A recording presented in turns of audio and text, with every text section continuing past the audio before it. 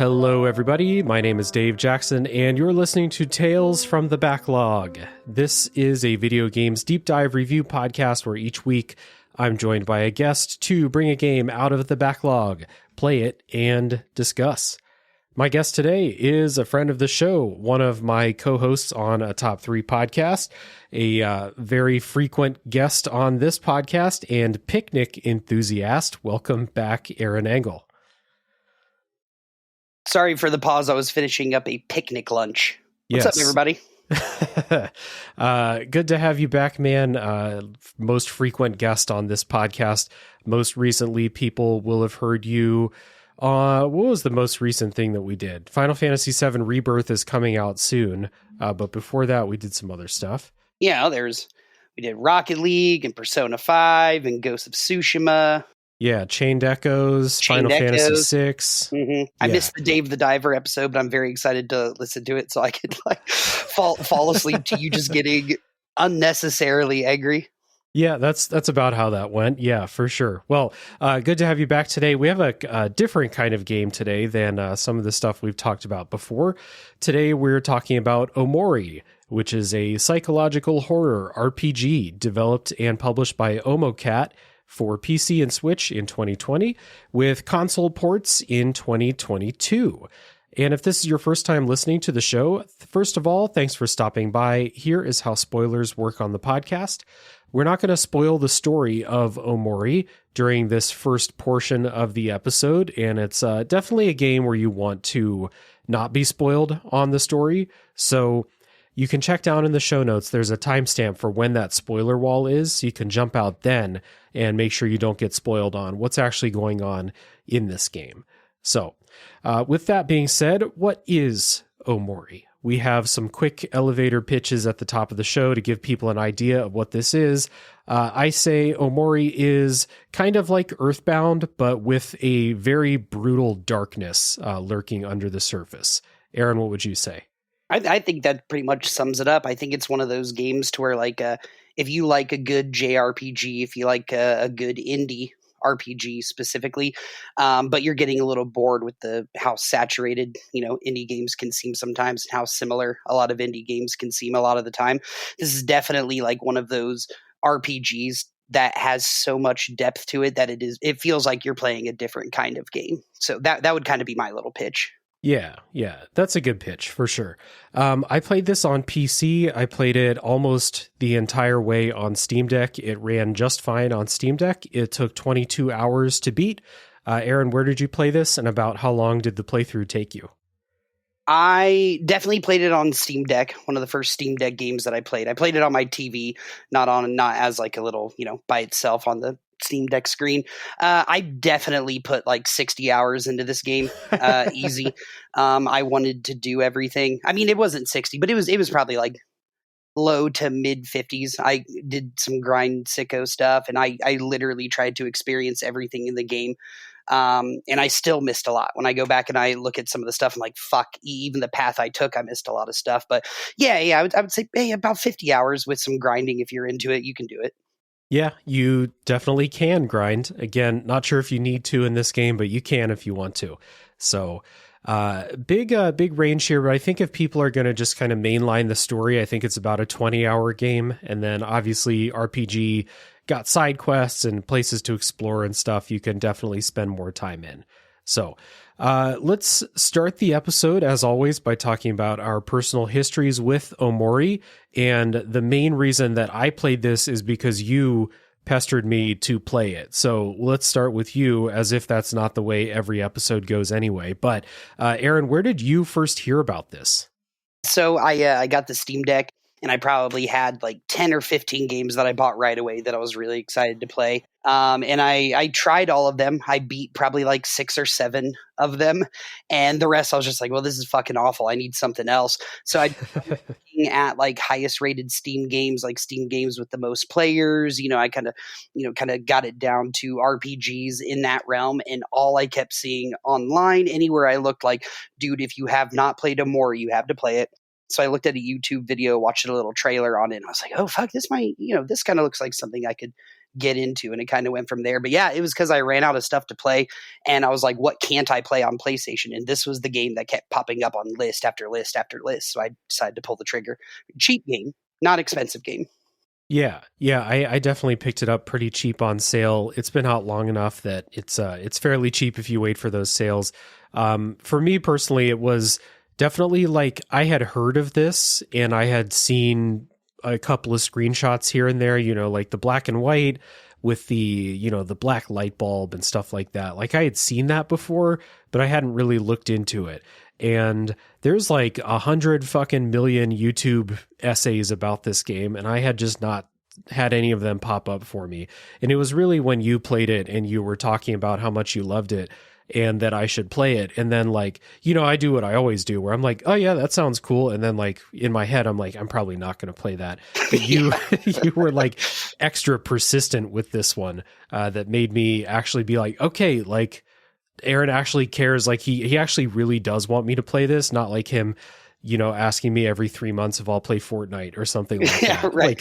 No, and Dave's playing it down. I was literally texting the group chat every day as I was playing the game, just like, oh my God, dude, the scariest thing just happened in Omori, or oh my fucking God, dude, this game is gutting me, or oh my God, I've never played a game like it. Wasn't like an annoying persistence. It was literally just a Dave, you are missing out on the conscious of video games if you do not play this game kind of thing. Yeah, exactly. So here we are. It was basically like you talked it up so much and then you kept talking about it. And I was like, okay, all right, there's something here. Let me check this out. And to get into our quick opening thoughts at the top of the show here, I think this game is really fucking good, first of all. There's this weird... It's not weird. The way the game is structurally set up, there are like two main modes of play, we'll say. There's the dream world and then there's the real world. And I love the real world section. I think it's like one of the best story RPGs I've ever played. And I like the dream world section. It ranges from like, it takes way too fucking long to like me being like, oh, they're doing some really cool stuff here. But like, it's weird when you like set it up like this. And I think of all of my favorite parts, they're in like one specific type of play in the game. That said, in that dream world section is where all the RPG stuff is. And I think this game is like a surprisingly competent mechanical RPG. Like I think the battle system is really fun and stuff like that. And that was kind of a surprise. So overall, I think like the most important part about this game is the story and the things that like, the themes that it's trying to touch on.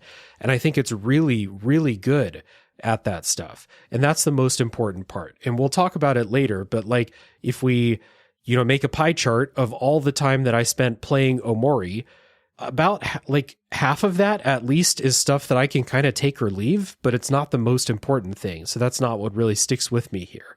But I do think this game is really good. I'm glad I played it.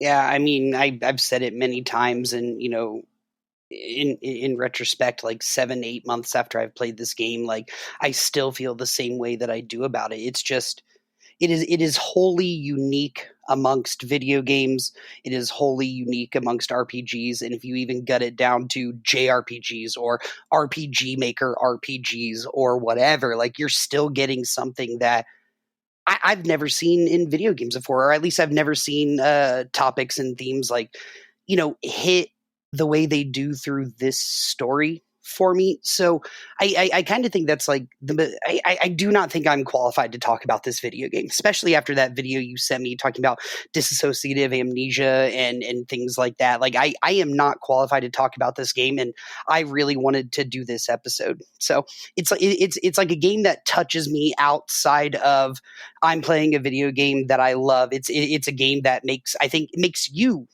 retrospective on who you are and the things that you've done and what the ramifications have or could have possibly been if you had made different decisions along these things. It hits on stuff like trauma and themes of like, forgiveness and guilt and things that just like you don't necessarily like look inward in real life, and the game kind of forces you to through these characters. And I think when a video game like that leaks into real life or makes me, it makes me question my awareness of who I am and how the world works around me. Like it's really hard for me not to say that this video game isn't one of the most special video games I've ever played, isn't one of the most unique, and might be, in the grand scheme of things, one of the best game experiences I've ever had. So, long ass elevator pitch, I know, but as Dave can attest, man, this game touched me a lot more than I thought it would, and I think anybody who's played it would agree with me.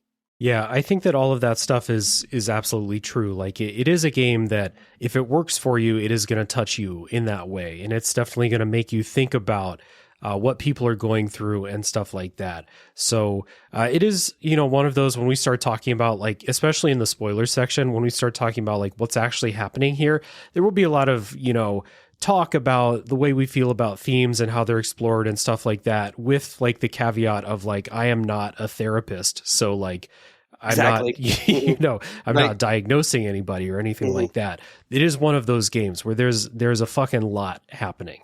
So let's take a little music break. And when we come back, we will set up the story of what's going on here.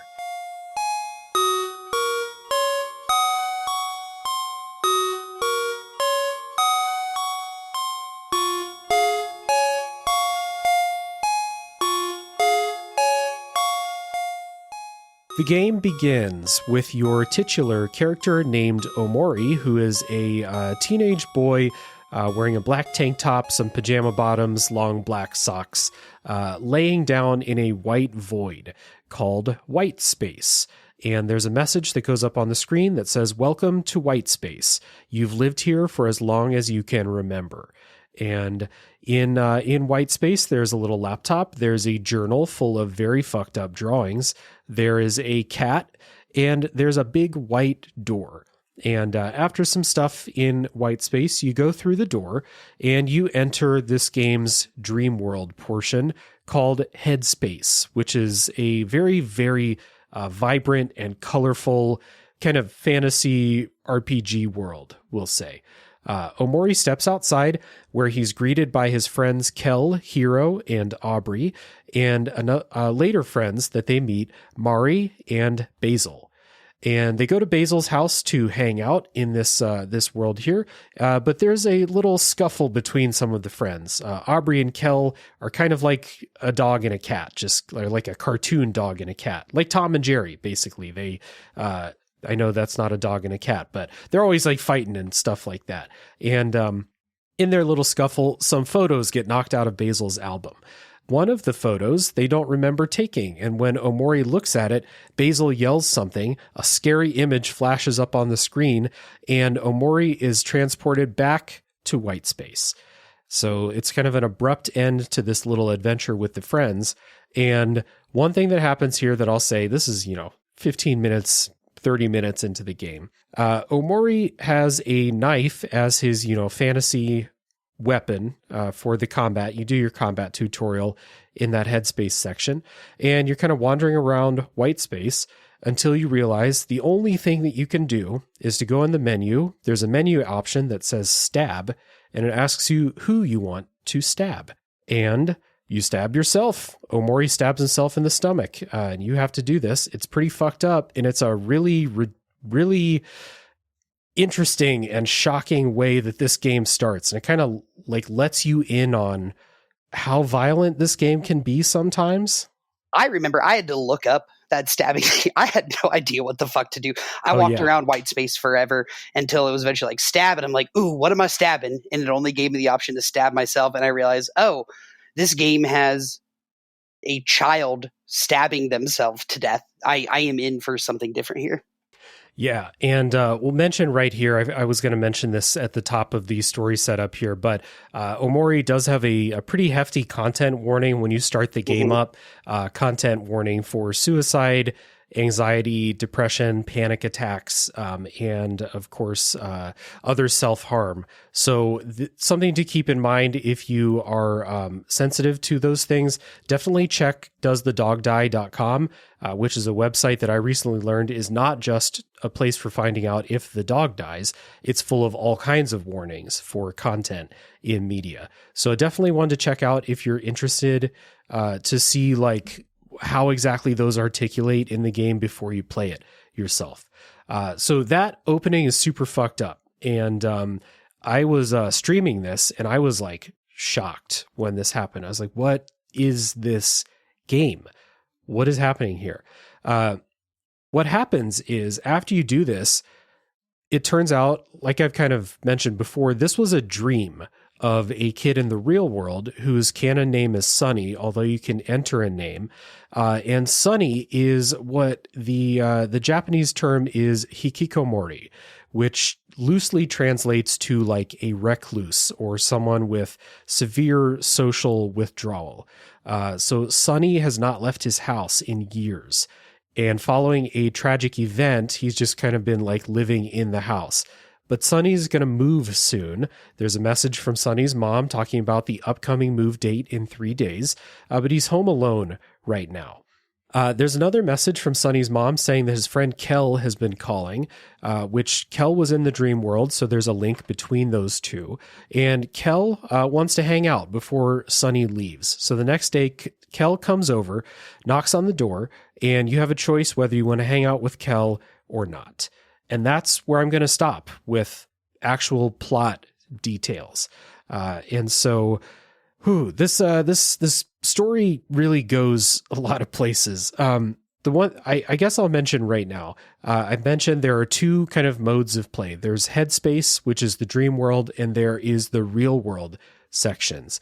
Headspace is probably going to take up more of your playtime, but I think the real world sections of this are by far the best content in the game. I actually don't care for the Headspace sections all that much, and I think it's just it leans into like too quirky of a thing for me. Like it's a dream, so it's like taking in these random influences from the real world. And when the things that I find most interesting from the real world bleed into Headspace and vice versa, I really like it. But there is a lot of like, I don't know how to like really describe this, like cartoony, quirky humor and characters that I just don't really care about. Yeah, it's got big, heavy anime vibes, Dave. I got you right there. Dave is saying that it has heavy anime vibes and it could be the worst. No, I'm just kidding. So, okay, so Dave is right. So, like, you like the headspace part of the game, the part where you are in the dream world where Sunny goes every time he goes to bed or whatever, is the big video game part. And I agree with Dave. Like the stuff that happens in Headspace is way better. It's almost like Headspace is where the actual story takes place and everything. In the real world? Yeah, in the real world is actually where like the real story of this game takes place and how you find out most of this stuff. And Headspace to me is almost kind of like a palate cleanser to get away from all the sadness for a little while. So they almost had to make the Headspace like this quirky, kind of cheesy like video game, which is right up my alley in terms of video games. So I was able to experience both sides with the same amount of joy. The Headspace gives me my stupid RPG with all my battles and collecting trash so I can get the recycling machine award or, collecting whatever. I got my rocks off in Headspace with my RPG stuff, and I got my rocks off in the real world with narrative stuff. And, while I agree with you that like the Headspace is sometimes you're just like, oh my God, okay, let's get out of here. Like I do think it is a good balance for everything that you experience in the real world. I think the real world gets fucking super real sometimes. And I think this goes back to probably why Headspace is the way it is, because Omori's real world is terrible. And so his Headspace has to be as over the top, circus type shit as possible. Sunny's real world. Sunny. Okay, so I did not play the game as Sunny. I named my character, so I don't register Sunny. I named my character Bean, right? So if I accidentally say Bean or Omori, 90% of the time, I'm probably going to be referring to Sunny. I never played as Sunny. Something that I was like the whole time. I was like, every video I watched, every article, I was just like, who the fuck is Sunny? I was like, it's Bean. One of those so RPGs, my apologies, when you can name your character. Oh yeah. Yeah. Playing Final Fantasy VII, like who the fuck is Cloud? His name's Bean. Yeah, his name's Fart Knocker. Yeah. I think the good thing about the Headspace sections, the Headspace sections almost have like their own plot, and then they tie into the real story. And I think the way that the headspace sections tie into the real story is really interesting and something to talk about in the spoiler section. But those like mini plots that you go on in headspace, I could not have cared less about. Like, I get it. Space boyfriend. yeah, I get space it. boyfriend and princess and those characters, like I don't give a shit about those characters at I all. get you, man. I do. And it's a lot. So like I would get into, because you're right, that's where like the RPG stuff is. That's where the dungeons are. That's where the fighting is and the boss fights. And I would be in those sections. Like I enjoy the RPG mechanical stuff, but what I'm really thinking is I can't wait till this is over so I can see what's going to happen. See what's happening next. Where the Yeah. big plot points move. It's like watching Lost, where you're like, okay, like I'm watching their backstory and this is cool. Get me back to the island so I can see some plot movement. Kinda. It would be like if Almost not really if you think about it. it would be like if it's like if they only focused on the characters in Lost that you don't care about. Yeah, it's if it was all Nikki and Paolo. If it was heavy Michael, yeah, I get you. Yeah. All right. So those things tie together in a cool way, I think. And another thing that I think is cool about the way the story is told in here is that you have choices for what you're going to do in the story. And what I like about this is the choices that you make can have big impacts on the story. One particular choice that you make will drastically change the game to the point where it's like two different games, basically. But these are not telegraphed to you in ways that make them seem like big, important video game choices, where it's like, at the end of Ghost of Tsushima, you have like this huge dramatic choice, and the game is like, hey man, this is a huge dramatic choice. What are you going to do? Omori doesn't do that. Omori will make them seem more natural. And so like, there's a couple of them where they happened.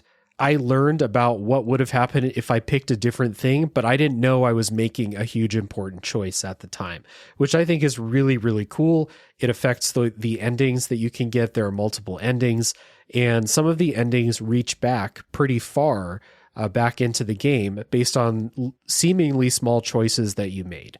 And I think that this is really, really good stuff. Yeah, one of the best parts about this game is like, I can remember playing these like kinds of RPGs when I was younger, on Super Nintendo or early PlayStation and shit. And this is always like the thing that like, I always wished I could see in a RPG like that is like seeing like the decisions I make have like in like a significant impact 30, 40 hours later. I'm not going to get into spoilers about any of these things. We'll definitely talk about this later, but this is one of my favorite parts of the game. This is one of my favorite parts of most video games that I like a lot of narrative choose your own adventure type games. I like games where like I can impact the story and the story is not on one specific path. It's just kind of what I'm feeling at the time I'm making that decision. But Dave hit it right on the head. The very cool thing about Omori is you do not even realize you're doing it at the time. It seems like such an like they ask you a million questions in the game, and 99% of them, can just lead to whatever or an item or whatever. But like 2 or 3 of them completely change the trajectory of what you're going to experience, and you would never even realize it. Now, me personally, like the first like hour of the game, anytime I had to make a decision, because I had read they were like, hey, by the way, lots of decisions impact what you do. I was like, okay, what will happen if this happens? And so I obviously spoiled the Kel thing for myself, and that's when I kind of like stopped looking at stuff to make sure I was playing the game that I wanted to play, and just started playing the game that like it wanted me to play for myself. Yeah, and like honestly, I don't know if you agree, and if we disagree super strongly on this, I might just cut it out of the episode, but like I think that the route that goes when you say yes to hang out with Kel should be someone's first playthrough. That's the game. Yes. Yeah. Mm-hmm. So when Kel asks you to hang out, just say yes, and then like make all the other choices naturally as you would. But that seems like that should be what you do. And there's some stuff in the spoiler section that I'll bring up about those particular choices. Why you would make that decision. Yeah. Right. Yeah. Mm-hmm. Why they're interesting decisions. Yeah. Mm-hmm. So that's cool. And then the other part about the story, I guess, just to touch on, is we did mention that the game touches on some extremely heavy themes. It's very similar to another like very brutal game that we did on the show recently, Lisa the Painful, where you have thematic content about suicide and depression and grief and anxiety and how people cope with trauma and self-harm and all kinds of things like that. And I think that this game treats those things with respect, which is really good. And, you know, obviously it's going to differ from person to person, whether you want to play games that are based around these things. But I do think that these are really good and, again, handled with respect. Yeah, I don't really have much more to say about that. Things like that don't bother me, and I can understand why people would be bothered by those things. But I do think this game does a really good job of making it accessible to even people who might be triggered by those kinds of things. So much respect to the game on that. For sure. And that kind of leads into like, why is this game in October with all the other horror games? Why did I say that this is a psychological horror game? Well, those themes play into the psychological horror, and, you know, psychological horror in some ways is, you know, it's not just using fucked up music and visuals to freak you out rather than, you know, zombies and monsters. But psychological horror, to me, there's an aspect of it where if you try and put yourself in the shoes of people in the story and try and empathize with what they're going through, there are people fucking going through it in this game in a lot of huge ways. And I think that that is part of what what makes this story so good and affecting, is that the story content, how much you like the characters, by the way, like everyone's going through it, but I think these characters are super likable, like pretty much across the board in the main group, at least.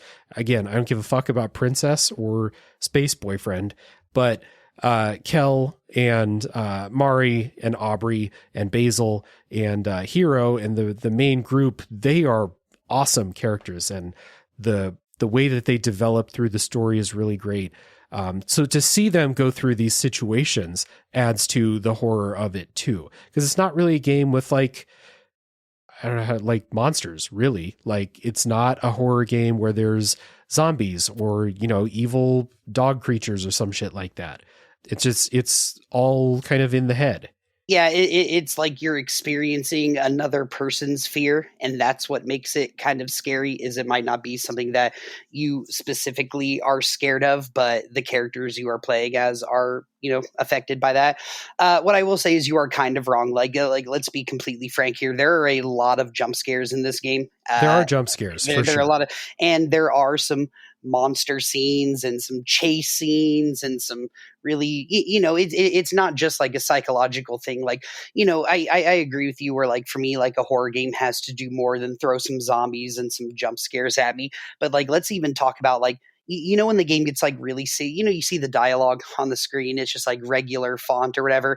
And then when the game gets really serious, the font is all like scribbled and the character's eyes turn red and like, you know, like this game didn't like scare me by any means, but there were times I was playing this game in my house by myself in the dark mostly. And I was like, I should go turn on the kitchen light. Yeah. I don't know. I just need a little bit more light. Like it's not scary, but for somebody who does not fuck with scary games, there were a couple of times I was playing this where I was like, one, the jump scare got me really hard, or two, I was like, I am feeling very uneasy with where I think this is about to go. Yeah. There are jump scares for sure. There's one huge one early in the game, two huge ones early in the game. And then there's a bunch of like, you know, if you look in that mirror, who knows if there's going to be something else when you look in there, you know? I even told you, I was like, Dave, every time you see a mirror, look at it. Every time you think you might find a mirror, look at it. Yeah. So there's a bunch of stuff like that too. But you know, looking back on what those scares are accomplishing, I think that those are to a purpose and not just there to scare you, which is, you know, as I get more and more comfortable with playing horror games, I still have like, you know, jump scares will get you because it's a thing, you know, jumping out, like it's a reflex. But to me, there has to be a good reason for them for me to like respect why they're there. And I'll just say I prefer the way they're done in Omori because they're for a story purpose more so than like build up and release of tension or just like, hey, it's been a while since we freaked you out. Since we scared you. Yeah. Good point.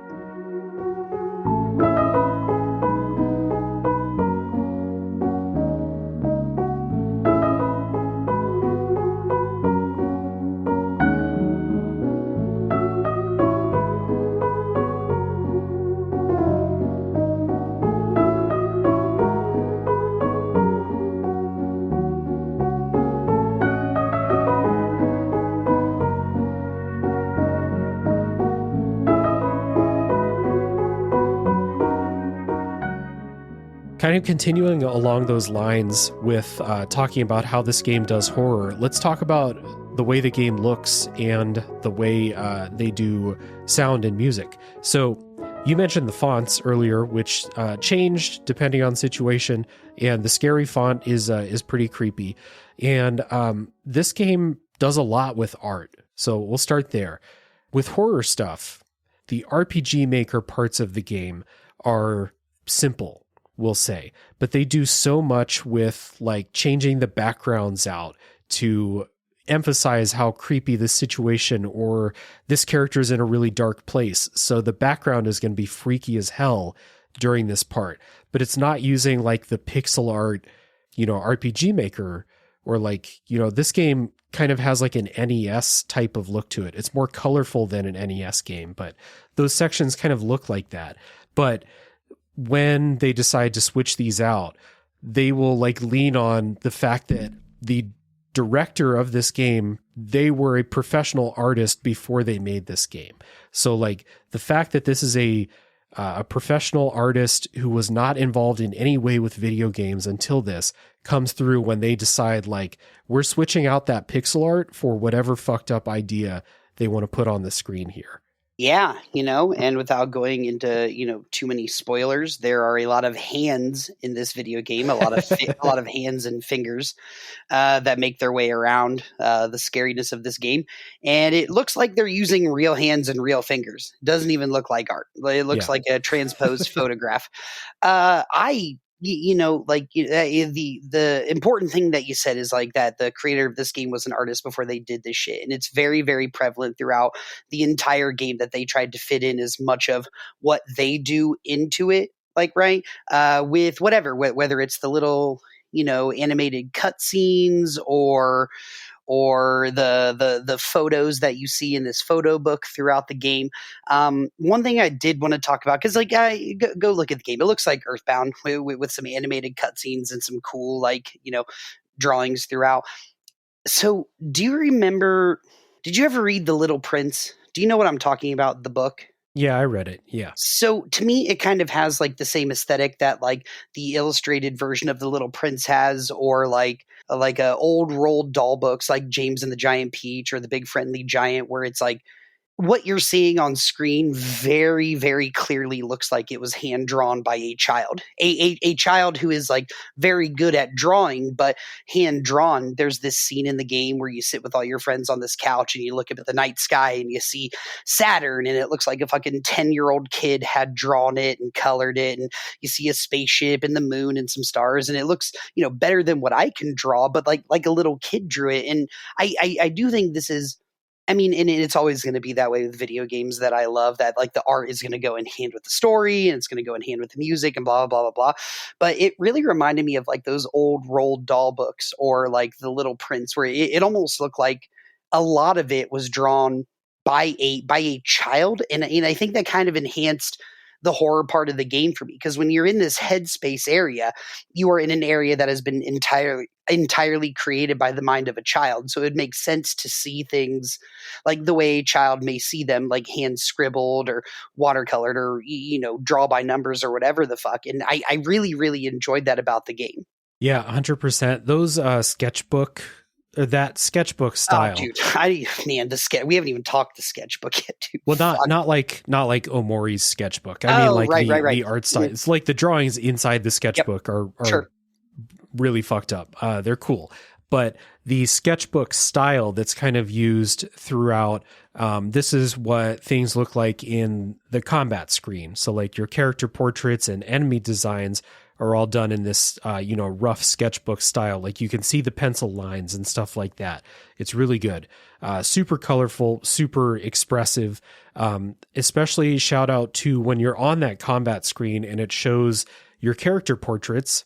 There's a mechanic that is based around emotions in this game. So when like Omori is sad or when Aubrey is angry or something like that, their portraits are super expressive and funny to look at, because it's like a comedically drawn drawing of an angry little girl or something like that. It's really cool. It's really good. It's awesome, man. It's really well done. This is, like again, like you're playing the game, it's Earthbound, but every other artistic decision in the game outside from that really comes from the heart, and it's very easy to tell. It's very cool, and it's like pleasing. Like sometimes you play a game that's like too dark or too fast or whatever the fuck, you get like eye fatigue. This game is constantly like giving you some sort of whatever to keep you interested, and a lot of that comes from those things. It's really cool. Yeah, so that is the style, I think, of Omocat, the artist, the director of the game, and that's their pseudonym as an artist. And then the music, which is credited to Bo N, Jamie Lynn, and Pedro Silva. The music, again, I keep mentioning Earthbound, but the music reminds me of the soundtrack from Earthbound. Not that it sounds the same, but that it is a quirky soundtrack. It's super diverse. There's a ton of different types of sounds within the soundtrack. And even with all of this kind of quirkiness, types of, instruments or like synthesized instruments that don't sound like any other video game, really. And even within all of this, all of the music sounds like Omori music. So like there's some chiptunes in here. There's some like piano-based music. There's some boss fights that have like some wild keyboards and electric guitars and stuff. And then there's just a lot of, everything in between. And then when you talk about the horror stuff in the soundtrack, they do horror type soundscapes really, really well. Also, when it's like, okay, it's time to go in the pit. We've got like this creepy soundscape to go behind this. That stuff is really good too. And not only that, they and I'm never going to talk about music on this podcast again, because whoever I'm on it with is just so much better at explaining than I am. One of the things that this game does really well that I don't think we've ever talked about on a podcast is how well they play silence. Like when they use no music, no sound effects, it always seems like extremely intentional. So I'm not going to talk about the music because it's like it's great. It's wonderful. It's fitting and all that stuff. The sound effects in this game and how they play with silence, I think, are the strong like points to talk about when it comes to the audio. We mentioned it earlier. Omori has a knife. He fights with it a lot. The knife sound of you stabbing something or someone is very cool. You smash stuff in the game and it's got a very audible like noise, there are cat noises and like I said, audio is not really the thing that I fuck with here, but I do think it is very well polished and I do really like the music. But the one thing that always stood out to me in this game is like when there wasn't music, when there wasn't sound effects, when it was completely silent, you knew you're not in a good part of the game. You know something terrible is probably about to happen. Yeah, they really do that tactical like silence really, really well. So like when all that music drops away, you're like, oh shit, something about to go down. God, am I gonna have to stab a kid again? Yeah, or is it, Sonny's alone in his house at night? Still scary. Yeah, still stuff like scary. that. A couple other things I want to shout out about the music. There is some really good leitmotif and like reuse of songs in different situations, which is always great to hear. I also just want to shout out that the combat music is really good throughout the game. And in an RPG like this, when you do hundreds of battles throughout the game, you can't get tired of the combat music. Otherwise you'll start to like resent combat because you don't want to hear this music anymore. And I really like the music in Omori's combat. It's really nice. Mari's theme, which is called By Your Side, is really awesome. It's probably my favorite song in the game. Plays whenever you meet Mari at the picnic area.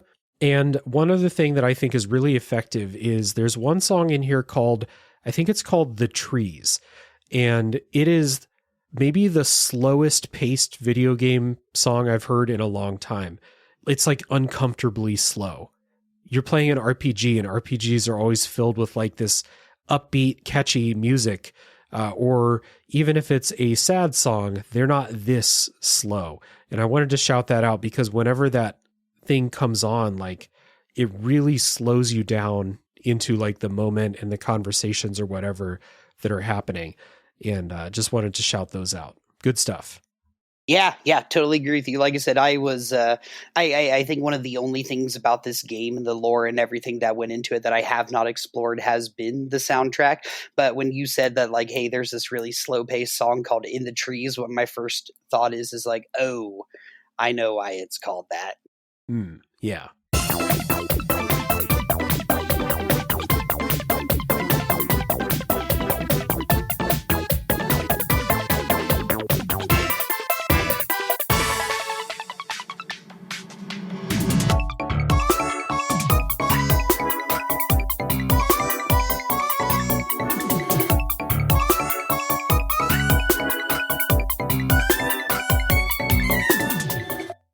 All right, let's talk about what it's like to play Omori. And again, making the comparison with Earthbound, you know, it's very JRPG, but Earthbound is the best analog, I think, where you're going around checking on objects. Most like Earthbound is, you know, talking to weird characters that always have something interesting or otherwise quirky to say. So I liked, you know, going around and talking to everybody in this game just to see what they had to say, even if it ended up being something I didn't, you know, think was fun or interesting. There's no one in this game that's like, you know, just saying like, hey, press B to open your menu or some bullshit like that. Like everyone has something interesting. So I think the biggest thing about playing this game is to talk about the combat.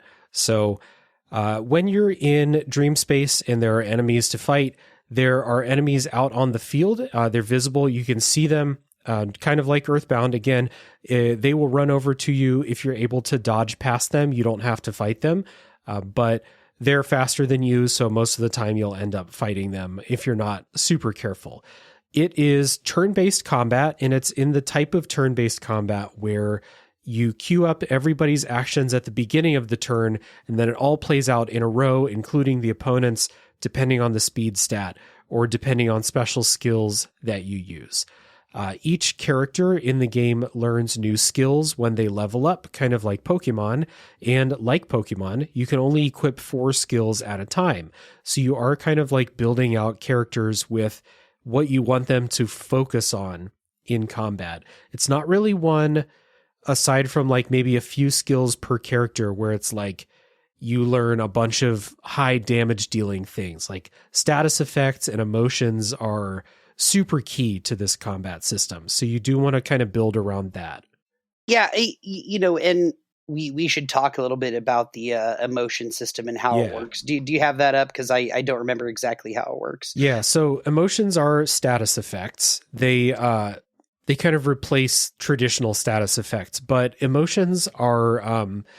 they affect your stats, so they're buffs and debuffs, and most of them will buff one stat, debuff another stat, and maybe have like another effect in there. So, for example, if a character's happy, their critical rate goes up, but their hit rate goes down. If they're angry, their offense goes up, their defense goes down. If they're sad, their defense goes up, offense goes down. And also when they're sad, if they get hit, damage gets taken from HP and their magic points, kind of like spread out. So if a character is sad, it's kind of like turtling up and trying to stay alive longer, raise your defense and stuff like that. There are other moves that will just raise attack or just raise speed or something like that.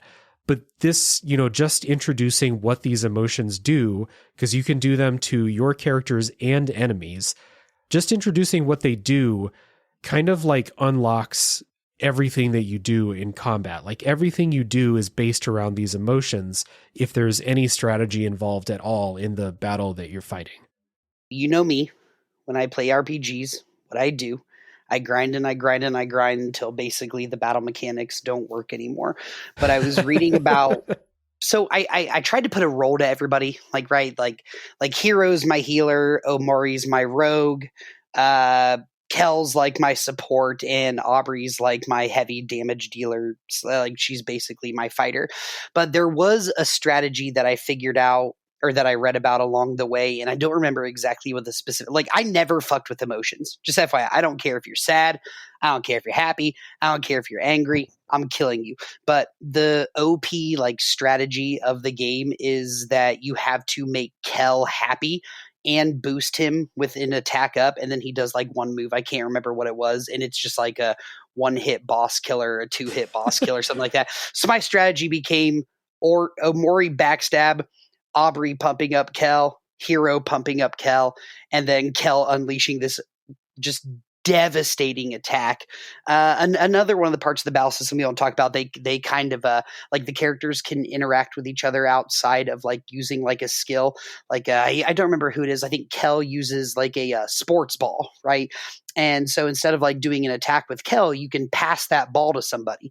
And if you pass it to Hero, you get like a hit point boost or a hit point buff. And if you pass it to Aubrey, she'll fucking just like wing it right back in their face at like 3 times speed to do extra damage. And if you pass it to Omori, he drops it 90% of the time and ruins your turn. But if he catches it, he gets a lot of confidence, becomes happy, and then does like a really good attack. So, as somebody who like played the game as like I am just going to grind all the time, so I really don't have any problems with death, and I'm going to cheese some strategy I read online. Like Dave's right. You can play this. You can mainline the story, and if you take advantage of how emotions are used in the battle system, you can still win. You don't have to grind, man. Like the game gives you the tools to win that way.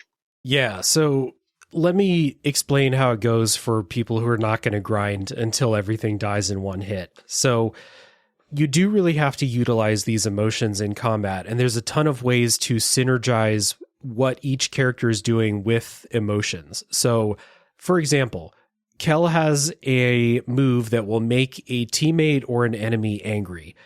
So I would often use that on Aubrey because Aubrey had a move that did extra damage if she was angry. And it plays into the story too, because Kel and Aubrey are always fucking with each other and making each other angry in the story.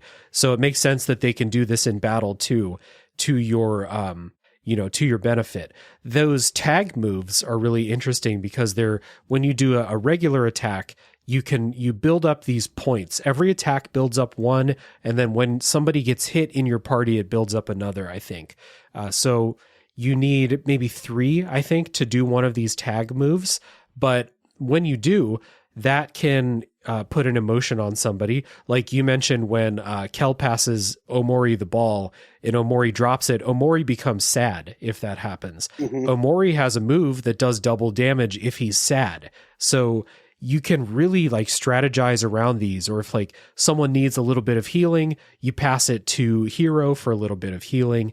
I really love how this synergizes, and it peaked for me in some of the late game boss fights that were like a perfect level of strategy and difficulty. Like out of maybe the 3 hardest fights, I probably died once, but they all took like every bit of strategy on each turn to like manage the special gauge and make sure everyone has the right emotions, and make sure like knowing your characters so well that when you like cue in all the attacks, like this person's going to attack, they're going to do this, it's going to affect this person, and their speed is second, so they're going to go next. And like you can line up like this big whole move of or this big whole like chain of things to happen.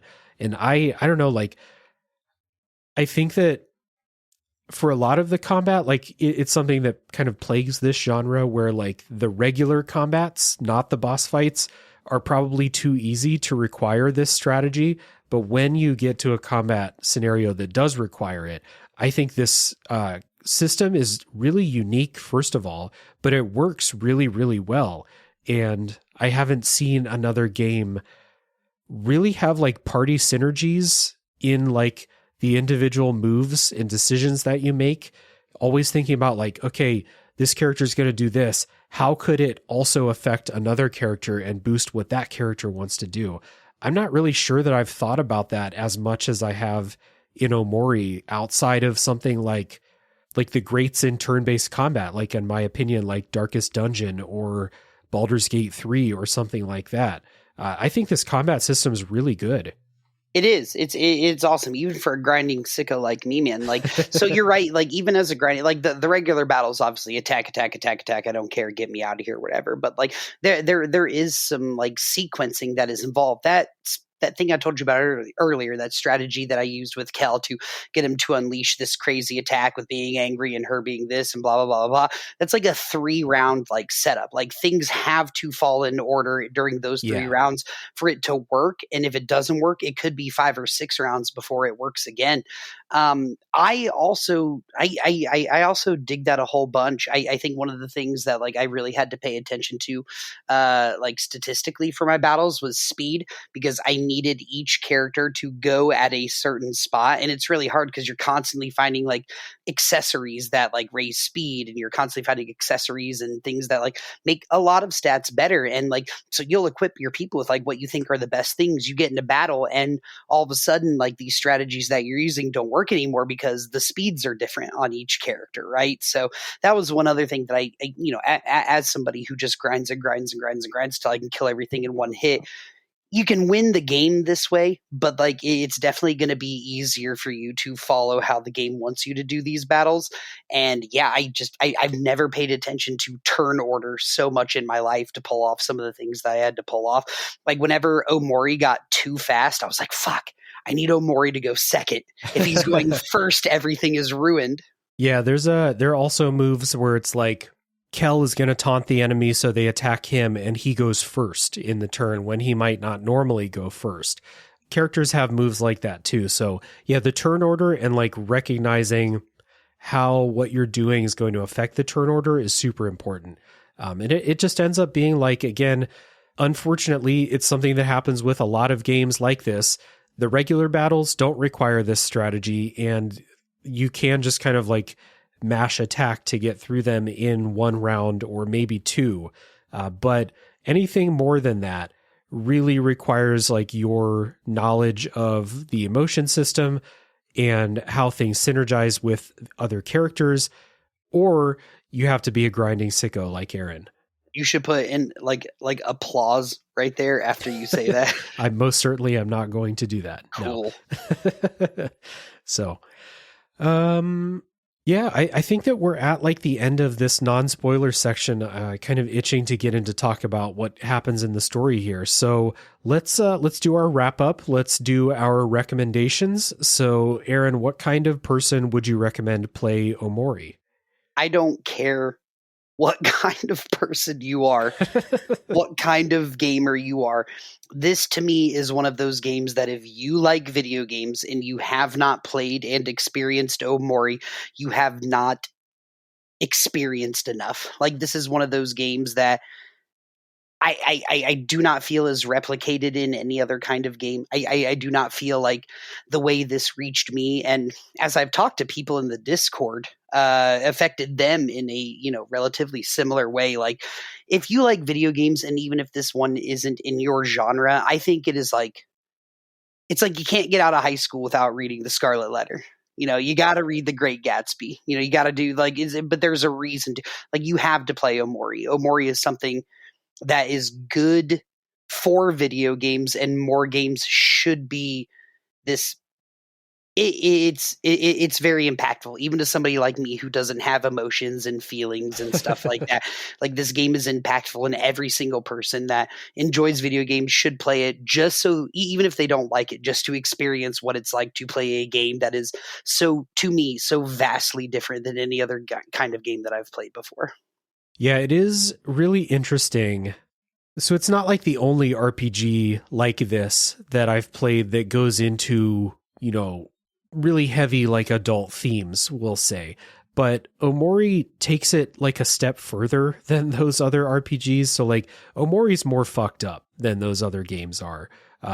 Things like Mother 3 deals with some of these things, but not to the degree that Omori goes to, which is really interesting. And so it's like it sets up a situation where it's like, is this being, you know, edgy for being edgy's sake, or like trying to be too dark, or is it writing a check that it can't cash with these, like, you know, themes we've talked about before, these really heavy real life situations. And again, I think this game does a great job with that. So the only caveat really is, if you don't want to play a game centered around these things, don't play Omori, because this is, you know, what it's about. It's a dark story. about these things. And the other thing is, if you don't like JRPGs, I'm not sure that this is going to change your mind about them. But it is, number one, shorter than most RPGs like this, that it's kind of taking inspiration from.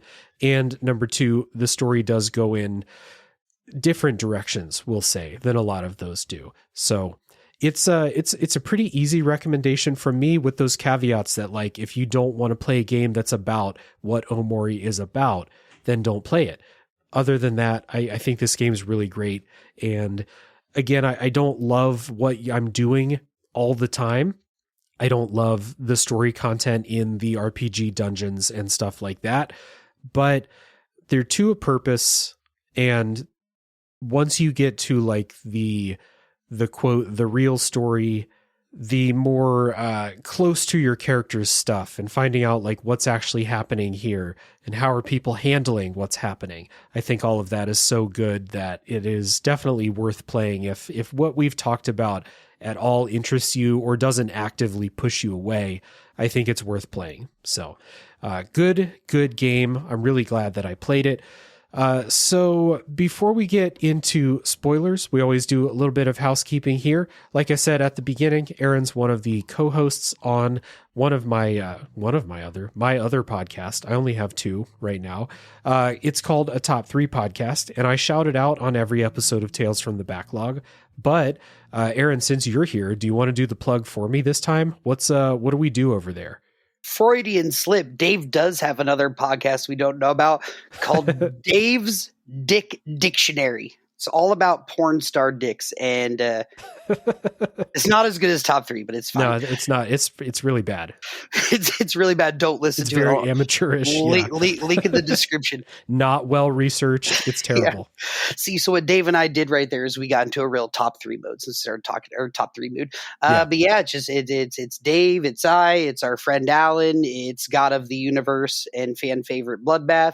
We just sit around, pick top 3s, do some draft episodes, submit some answers on our Discord, Facebook.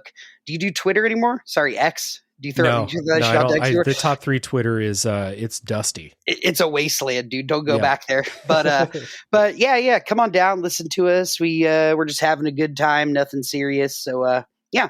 It's a comedy show first and foremost. So like this show is funny from time to time, but A Top 3 Podcast is a comedy show. It's just us having a good time doing lists and drafts and things like that.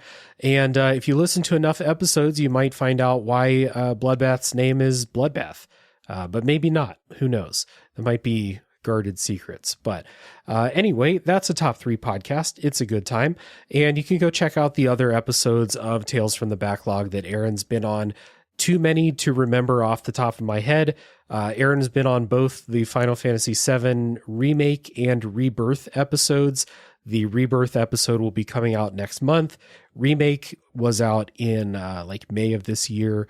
Other ones we talked about: Chained Echoes, Final Fantasy VI, Rocket League, Ghost of Tsushima, Persona 5, a lot of other episodes with Aaron here. So if you want to support Tales from the Backlog, you can leave a rating and review. That really helps. If people are going to search for podcasts about Omori, they might find this episode, and that's what we want.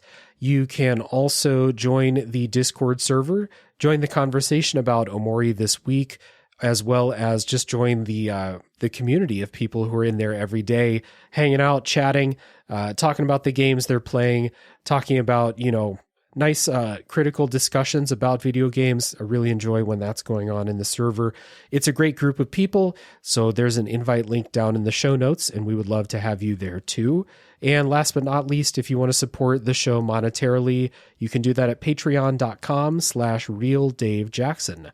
where you can vote in polls for what games I do on the show. You can get some bonus episodes every now and then, and have my everlasting love and respect. And I'll be there too. And Aaron will be there too. Yes. That is all for the non-spoiler portion of this episode. We're going to take a music break, and when we come back, it's full spoiler time for Omori.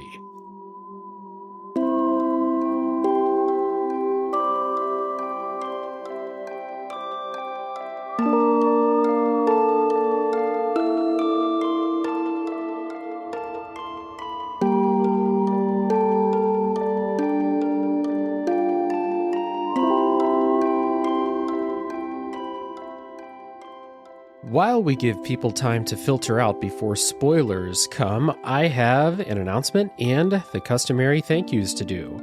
I did a guest appearance over on the Pages of Play podcast, where on that show we talked about some stories where if I had a hypothetical bookshelf of my favorite video game stories, what's going to be on that shelf.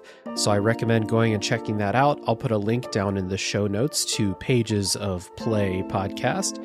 And I want to say thank you to the patrons who help support the show. Big shout out to Chris Nelson, the Top 3 Podcast crew, Chris Copleen, Eric Guess, Nick Ficori, Rick Firestone, Jeff, formerly Jerf, Kieran, Soccer, Cupcake, Kyle, Christian S., Matt aka Stormageddon, JD, Doug Leaf, Jason Emery, Brian Skirsha, Randall, Jake Martin, Jenny E., and many more. Thank you all so much for your support. If anyone wants to sign up and help keep the lights and the mics on, you can do that at patreon.com/realdavejackson. And with that being said, let's get back to Omori. All right, we're back, and it's full spoiler time for Omori. And again, we're going to give that content warning. This spoiler section especially is going to talk about suicide and a different kind of wrongful death, we'll say. So also panic attacks, anxiety, depression, things like that. Once again, reiterating that. And again, we're not going to go in the chronological order for the story. We're not going to beat by beat walk through what happens in the story. We're going to start with big revelations here soon. So please leave if you don't want to be spoiled. So let's start by talking about the backstory with the group. So the kids in Headspace, I think, are about 12 years old, if I remember right. And the group is now 16 years old. And Hiro is a year older than the rest of the group. Things that we learn, Mari is Sunny's sister and Hiro's girlfriend. So those two were dating. That's a thing that we learn. Hiro and Kel are brothers. Basil is a friend to everybody, but Basil is especially close to Sunny. And there's at least one screen where Sunny and Basil are holding hands. And I don't know if that means there's something romantic there, or if it's just because in some cultures, friends hold hands and there's nothing else to it, just holding hands with your friends. But they're very close. And then what you're doing is kind of uncovering memories of the backstory of the group before Sunny went into this seclusion. And the memories that you're uncovering all take place during a summer vacation. And the big thing that's revealed to you early on is that Mari is not in the real world with you all. And she's in Headspace, but she doesn't travel with the group. She's not part of the group. And it's because they present it to you as if she committed suicide. And that was what caused the group to break apart, and it caused Sunny to become a recluse and not come outside for 4 years. So what did you think when this was presented as what split the group up? One, it makes complete sense, which is why when you get kind of to the end of this game, every single twist is so impactful and fucks you up so much, because that's the idea that you have the entire time. Now, it took me longer to figure out that Sunny and Mari were brother and sister than it did to figure out that Mari was dead. I just thought the whole, literally half the game of they're just dead. That's just his older friend or whatever. But what you talked about here that is important is the entire game is you slowly figuring out what happens to this really, really tight-knit group of friends. You got to think about it. So Mari, supposedly kills herself 3-4 years before the events in Headspace, take place. And Omori the real world. So, and Sunny has basically been a recluse for years. This was always kind of the part of the game that kind of I was kind of this is the one thing that kind of doesn't make sense to me, is because you have this event where Mari dies, and then it's oh yeah, by the way, 4 years later, now Kel wants to hang out. 4 years later, Sunny wants to, patch things up with Basil, or at least, the Kel starts to care, or Aubrey starts to care. But yeah, like, that was kind of like always the big thing to me was I was just like, hey, it just seems like this should have happened, maybe a year after this tragic event too. But it's literally like, nobody's talked to each other in like 3 or 4 years, which I always found kind of weird. Well, so like, I think the other people in the group, Kel, Hiro, and Aubrey, have had some contact, but they grew apart. Hiro went to college, and the reason that Kel comes over and suddenly wants to hang out is because he sees the for sale sign in Sunny's yard and is like, well, fuck, last chance, I guess, to go hang out with Sunny. But like, you know how it is, like, somebody fucking like stops talking to you, you're eventually going to stop trying to talk with them. I mean, Sure. something that both of us have gone through with a close friend of ours at some point where it's like, hey, this motherfucker doesn't answer the phone or anything like that. Like, I'm not calling anymore. There's a point where you're just like, it's enough. But then there's that thing that brings you back.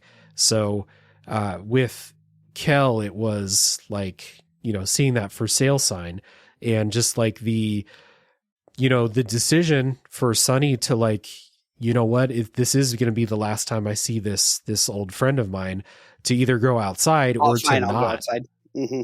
Yeah.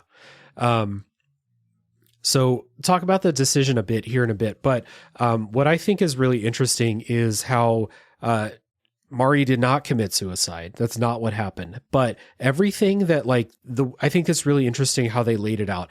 Everything that they present as the effects on everybody else of Mari supposedly killing herself makes perfect sense. And like the way that everybody reacts to it, the fact that like Hiro talks about how he blamed himself because he couldn't see it coming. And that's something that like, I know a few people who've done that, and maybe you'd be like, yeah, maybe they were, depressed or something, but I didn't know they'd do that. Or, that is something you hear sometimes where people are like, I would have just like, it's a complete shock. Like nobody thinks that someone will actually do that in a lot of cases. And so I thought that felt really real to me, that while this was the storyline, all of that stuff made sense to me.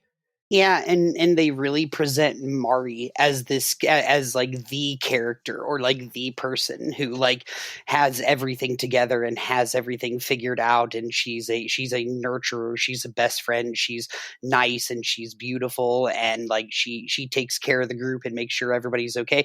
Especially like, and let's talk about Sunny even for a half second here, who even when he was normal was not normal. Like, yeah. Right, he's a non-talking protagonist with a knife. Like, something's always been kind of weird and goofy about this kid. But like, it's kind of like for like what, the shock that kind of happened after Robin Williams committed suicide, where you're just like, this is the last person you would ever expect that to happen to because of how they lived their lives and the things right. that they did to bring joy. Mari was kind of like that kind of person. You can see why her importance is like why that would wreck everybody's life around her involved, because she made herself so important. Seeing somebody like her decide to make that decision as they view it at the time, you can see why it fractured the group, man. Yeah. So the way that everybody reacts is interesting. So Hiro, like at the very beginning, started like lashing out, and Hiro's another one. Like, so Mari and Hiro are both like, they're the older characters. They have it together. Like, they're taking care of the younger kids. Hiro, his name is Hiro. Like, he is the hero to everyone in the group. He's perfect. He's athletic. He cooks. He's nice. He takes care of everybody. He's going to med school. Yeah. And he lashes out at Kel, his younger brother, after this happens. Aubrey starts acting out, and she becomes a bully, which you deal with her later in the story. Sunny goes into seclusion in his house, and that fucks Basil up, because Sunny was like Basil's like support system, basically. Sunny was kind of like a rock for Basil. Basil also has mental health struggles and kind of always did, and relied a lot on Sunny. When Sunny disappeared, that really fucked Basil up.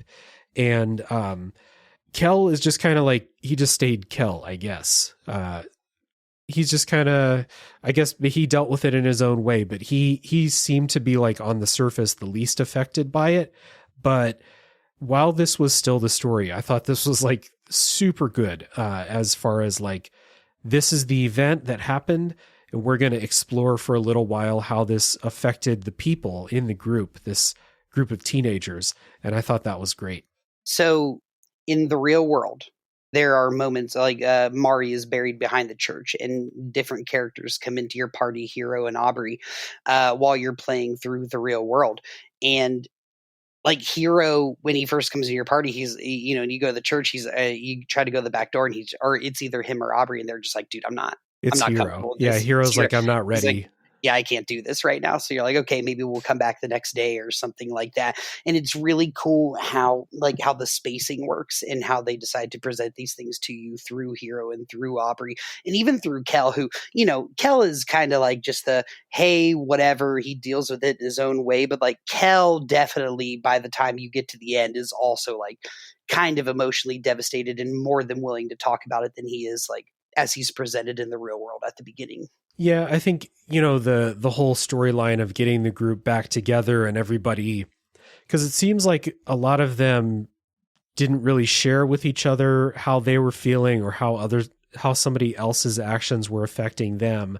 And so I think that does kind of help with Kel's development once Aubrey gets back in the group, and she talks about how, you know, some of the other characters and the way that they reacted to it made her react negatively and kind of pushed her away from the group. That may have helped to soften Kel up a little bit, or at least, or maybe like break down the outer shell that he had of like that happy-go-lucky, you know, always joking guy.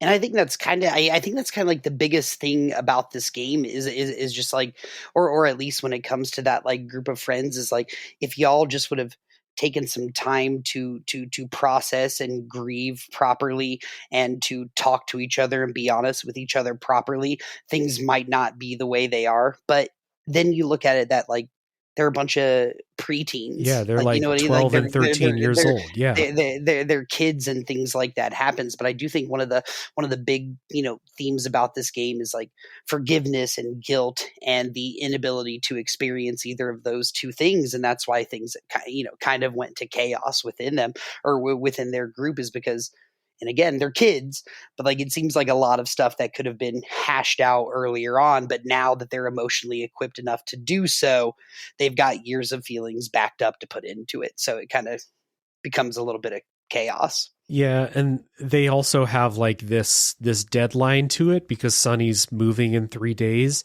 And so that's kind of like something that gets brought up where it's like, they're fighting, or maybe like Aubrey's being, you know, mean to everybody, or, you know, Basil's going through it in the real world. And they, you know, they talk about it a few times where it's like, this is the last time our group's going to be together like this. Hero's at college. Sunny's about to move away. Like we need to make up. We can be friends like we used to be friends. And that's really good. Now, what actually happened for people who didn't play is, like we mentioned before, Mari didn't kill herself. What actually happened, and this is a very, very late game revelation for a good reason that you don't learn this until late. What actually happened is that Mari was a piano player and Sunny learned how to play the violin, and they were going to do a recital together. And Mari mentions in some kind of flashback that she kind of pushed Sunny a little hard to like maybe practice too much or something like that. They got in an argument at the top of the stairs, and Sunny pushed her and she fell down the stairs and died instantly because of the fall down the stairs. So number one, that explains why the first half hour of the game includes a scene where Sunny is afraid of the stairs, which I think is really good. Like setting that up at the beginning, and then like 20 hours later, you're like, oh fuck, that's why he didn't want to go down the stairs in the dark. Yeah. I get it. The other part about that is that Basil saw this happen. Basil saw the truth of how she died, and together they staged the suicide in the backyard because they were scared and probably didn't want to get in trouble, which is super fucked up, as, you know, something that this is what Sunny has been dealing with this whole time under the surface. And Basil too, on top of the struggles that Basil already had, is that Sunny killed his sister on accident. and then they staged a suicide. And the last part about this is, as her body was hanging from the tree, one of her eyes was open, and that image of the open eye becomes the monster that's tormenting Sunny and Basil throughout most of this game. So this revelation, like, because the way it's presented, you're like picking up photographs one by one of the accident and like the aftermath and the staging in the backyard and all of that. Once I started to realize through like some of those photographs, like, oh fuck, Sonny killed her, and that's what's been tormenting him. That was when I already thought the story was great, when I thought that they were dealing with like the aftermath of a suicide. This is what like elevated it to like, oh fuck, this explains so much more about this. This is very interesting. It's very, very sad, but really, really beautiful. It is very, very rare that I play a video game that constantly has me going back and forth and hits me with a game changer right at the end that I don't see coming. This to me was one of the biggest video game twists I ever experienced. But like, not only are you experiencing like the story changing in front of you, but the scene, I would say that whole 40-minute period kind of at the end of the game where you're kind of experiencing who you go outside for the first time, you see the tree, like after he kills her, he pushes her down the stairs, he like drags her body like up to his room and like sets her up next to the bed and just like sits there and like contemplates. Like, it's not just like this, like, okay, Basil sees this, Omori kills her, we're best friends, we're going to figure this out. Obviously, you didn't mean to. Shows a lot of like, what Sunny means to Basil. And then you have to go through this like emotional scene of like him dragging her up and them having to figure it out. Like, this is why Basil becomes even more reclusive and even more weird after this whole thing, is because like not only did he, in whatever capacity it is, love Sunny to the point where like he had convinced himself that what Sunny had done was an accident, regardless of whether or not it was. We could talk about Sunny and him being like unstable already, like before the events took place, like to do something like that. But like you talked about it earlier, like Basil and Sunny's relationship, like they are the two most important to each other in the same way that Hiro is with Mari, whether or not that's romantic or whatever. I look at them as like best friends. That's who they are. Kel's not his best friend. It's Basil. Right. And so for not only Basil to put himself through like helping Omori stage this thing because that's how much they care, but then to have Sunny stage this thing, but then for Sunny to immediately say like, start ignoring Basil from there on out. I mean, dude, there's like a 15-20 minute period at the end of this game that is just emotionally exhausting by the time you get to the end of it, because everything's kind of revealed to you very quickly. And the fact that, I mean, I'm sure if you can read into a game like this or read into a story like this, you can pick out the pieces ahead of time if you're way better at like, seeing foreshadowing and making educated. This shit caught me off guard so fucking hard, dude. They even have that moment where you unlock that chest that's in that room and you find like Sunny's violin and it's like broken and has blood on it and like hair and shit like that. And the whole game, they're like, hey dude, it's in the chest in the toy room, or like, hey, don't forget. And here's the key. Don't forget to open that because this is key to remembering. And that's kind of what this game is about. This is why like the trigger stuff that we talk about is so important, because the game does not want to skimp over those things. That game is forcing your main character to confront those, and depending on how you feel about those things, may leak in real life and force you to confront some of that kind of stuff yourself. It's a lot. The end of this game is like 2 straight hours of torture. It's so sad. Yeah, because like you already got the feeling of what was actually happening, and what is actually happening for most of the game is Sunny uncovering these repressed memories of what happened. And it starts with uncovering the fact that Mari is dead and the accepted story for why she's dead. And then as you go, so like those last couple hours are finding out like the truth. And then Sunny like reckoning with that and either choosing to face it and, start to make progress toward moving on with life, or not doing it, depending on what you do at the end. So what's actually happening in the game is Omori in Headspace. Omori is like an avatar that is like a guardian protecting Sunny from uncovering the truth, keeping those memories repressed. So anytime you're going around in Headspace, because this is what Sunny does with his life now, he just kind of lays around in daydreams or, dreams at night, maybe helps out around the house, maybe plays some games. His computer has a game on it and stuff like that. But he spends a lot of time in this headspace, and any time that he gets close to something in headspace that might like brush up against these memories, Omori takes him out of headspace right away. So that's why in that opening cutscene, when they see the opening section, when Basil's photo album has this picture of Mari in it, that headspace immediately ends as soon as they see it.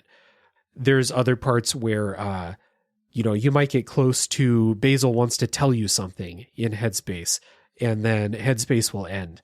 And so this is cool for a couple of reasons. The first one is, the role of Omori from keeping Sunny away from the truth.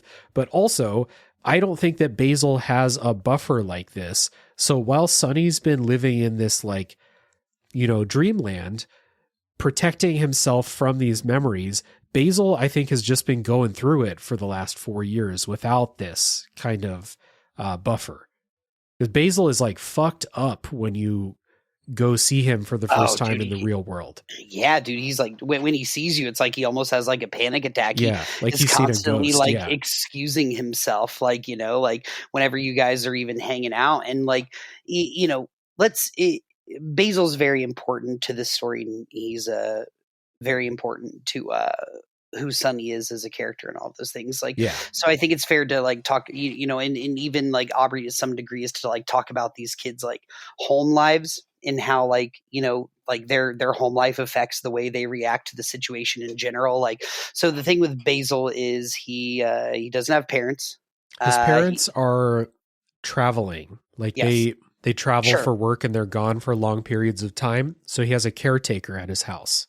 Sure they are. So anyways, he Basil lives at this house with his caretaker, who's a sweet woman, and his catatonic grandmother, who lives upstairs in their house and is basically like hooked to this device. So it's like, dude, I don't think I've ever felt worse for a character in any video game than I have for Basil as a character. And so like when you see him in Headspace at the very beginning and he's just like talking about the flowers and how much he loves the flowers and his house and why all the flowers represent all of his friends and stuff, like the juxtaposition to like who he is in the real world and how fucked up like shit has become for him. So like Basil has this, not only does he have this terrible home life, not only does he share this like really strong connection with Sunny that forces him to cover up the murder of Sunny's sister and try to keep it all together, then not only does he lose Sunny, so like Basil in the real world is just he's almost like a really sad version of Butters. Like things just don't go right for him. You know what I mean? Yeah. Aubrey bullies him in the real world because Aubrey's pissed off at Basil for I think she's pissed. I forget exactly why she's pissed at Basil, but she hates Basil in the real world. And it might be because he's hoarding the pictures, or it's something to do with the pictures. Yeah. I can't remember what it was, because so Aubrey steals Basil's photo album and she blacks out all the pictures with Mari. I think it's something like Basil threw away the pictures of Mari and she got mad because that's the only thing left of Mari. Right, exactly. And like, if you want to talk about like, Kel and Hero have a very stereotypical like household. There's a mom, a dad, 2.5 kids, a dog. They make dinner every night. Like, so, they kind of like react in those ways. Aubrey, you can see why she lashes out with anger. You go into Aubrey's house once or twice throughout the game, and I don't think both parents are there, and the house is a fucking mess, dude. There's like trash and shit everywhere. The TV's on. So you can tell that Aubrey has kind of like this like really like rough home life compared to a lot of the other kids in it. And I think that's a huge part of her character as well. And I think what's really cool is like that also translates into Headspace as kind of her. I like how like the characteristics they share in the real world translate to like their battle style, like in headspace. Like, Omori is the same as Sunny, where they're just silent and stabbing stuff. But like Kel and Hero plays the caretaker. Kel's playing sports. Aubrey's just like fucking angry and lashes out through like the different moves that she has. I used to use headbutt like every time. Oh yeah. It's just a good move. But like, yeah, like it's important to also look at like where all of these kids in the group are coming from in the real world, because it definitely like impacts the way that they react to Mari's death.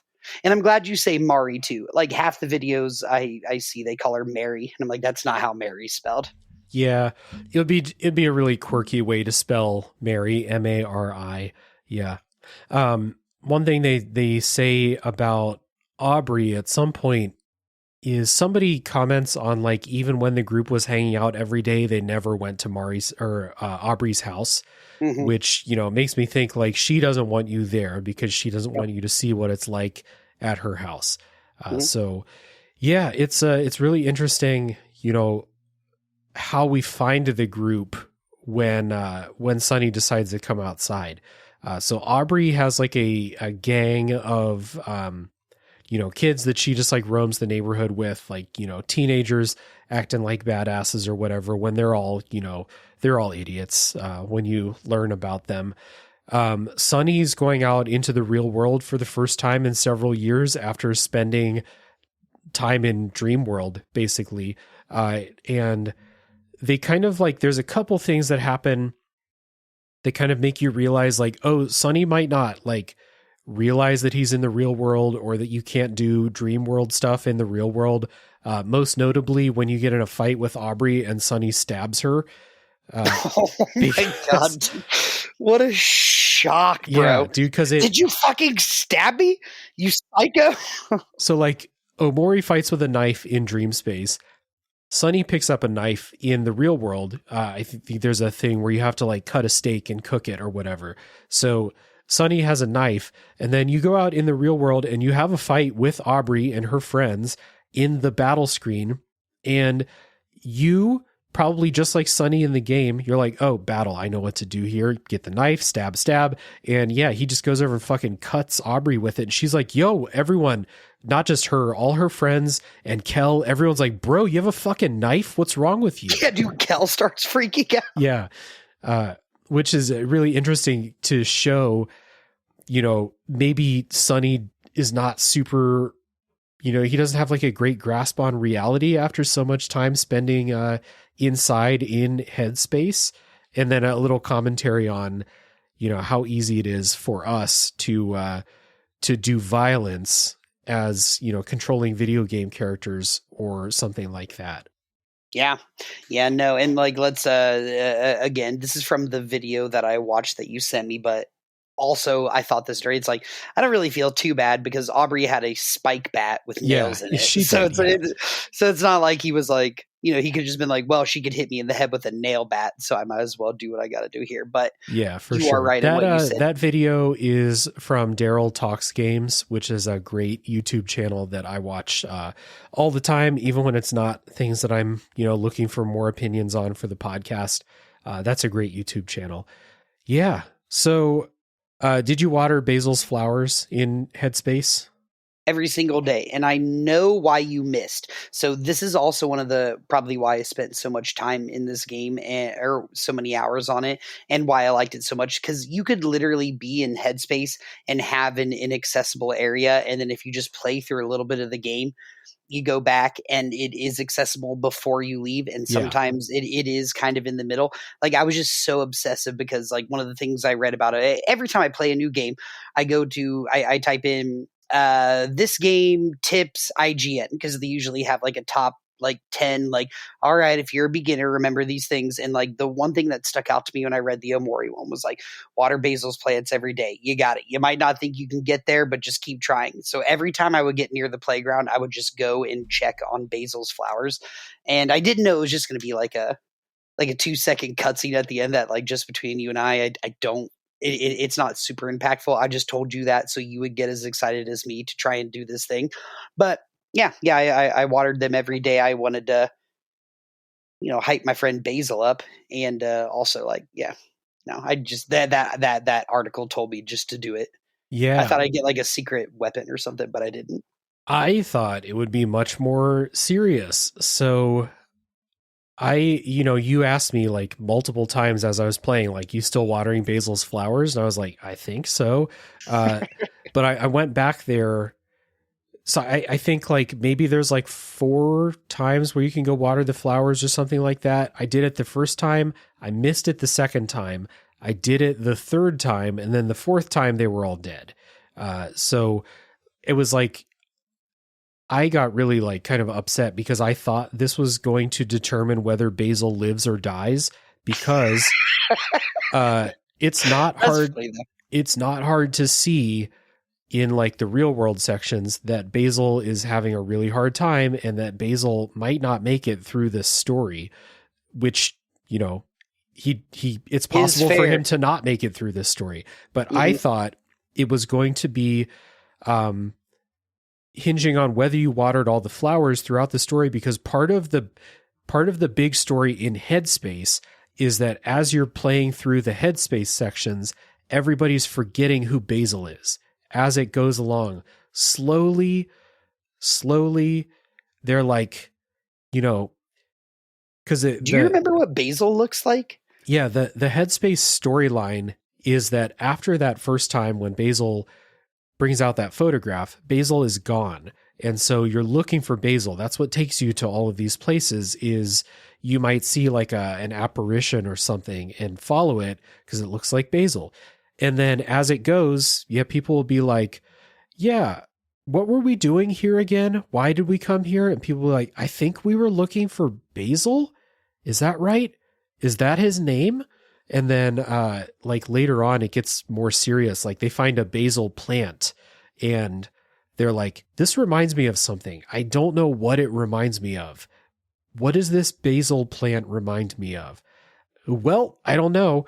And then they get full-time jobs. They're like, all right, we're like, sorry, I got wrapped up in this full-time job. I forgot we were searching for our friend. Yeah, that's a little bit of there's like a little bit of a thing about growing up in this game. I think you see it most through Hero, because Hero wants to be a chef and he has to give up his dream to go to college and do something more practical or something like that. So then after that, the next Headspace scene, you like meet those characters and Hero's like, yeah, I got a full-time job working at this casino for free. It's great. Love it.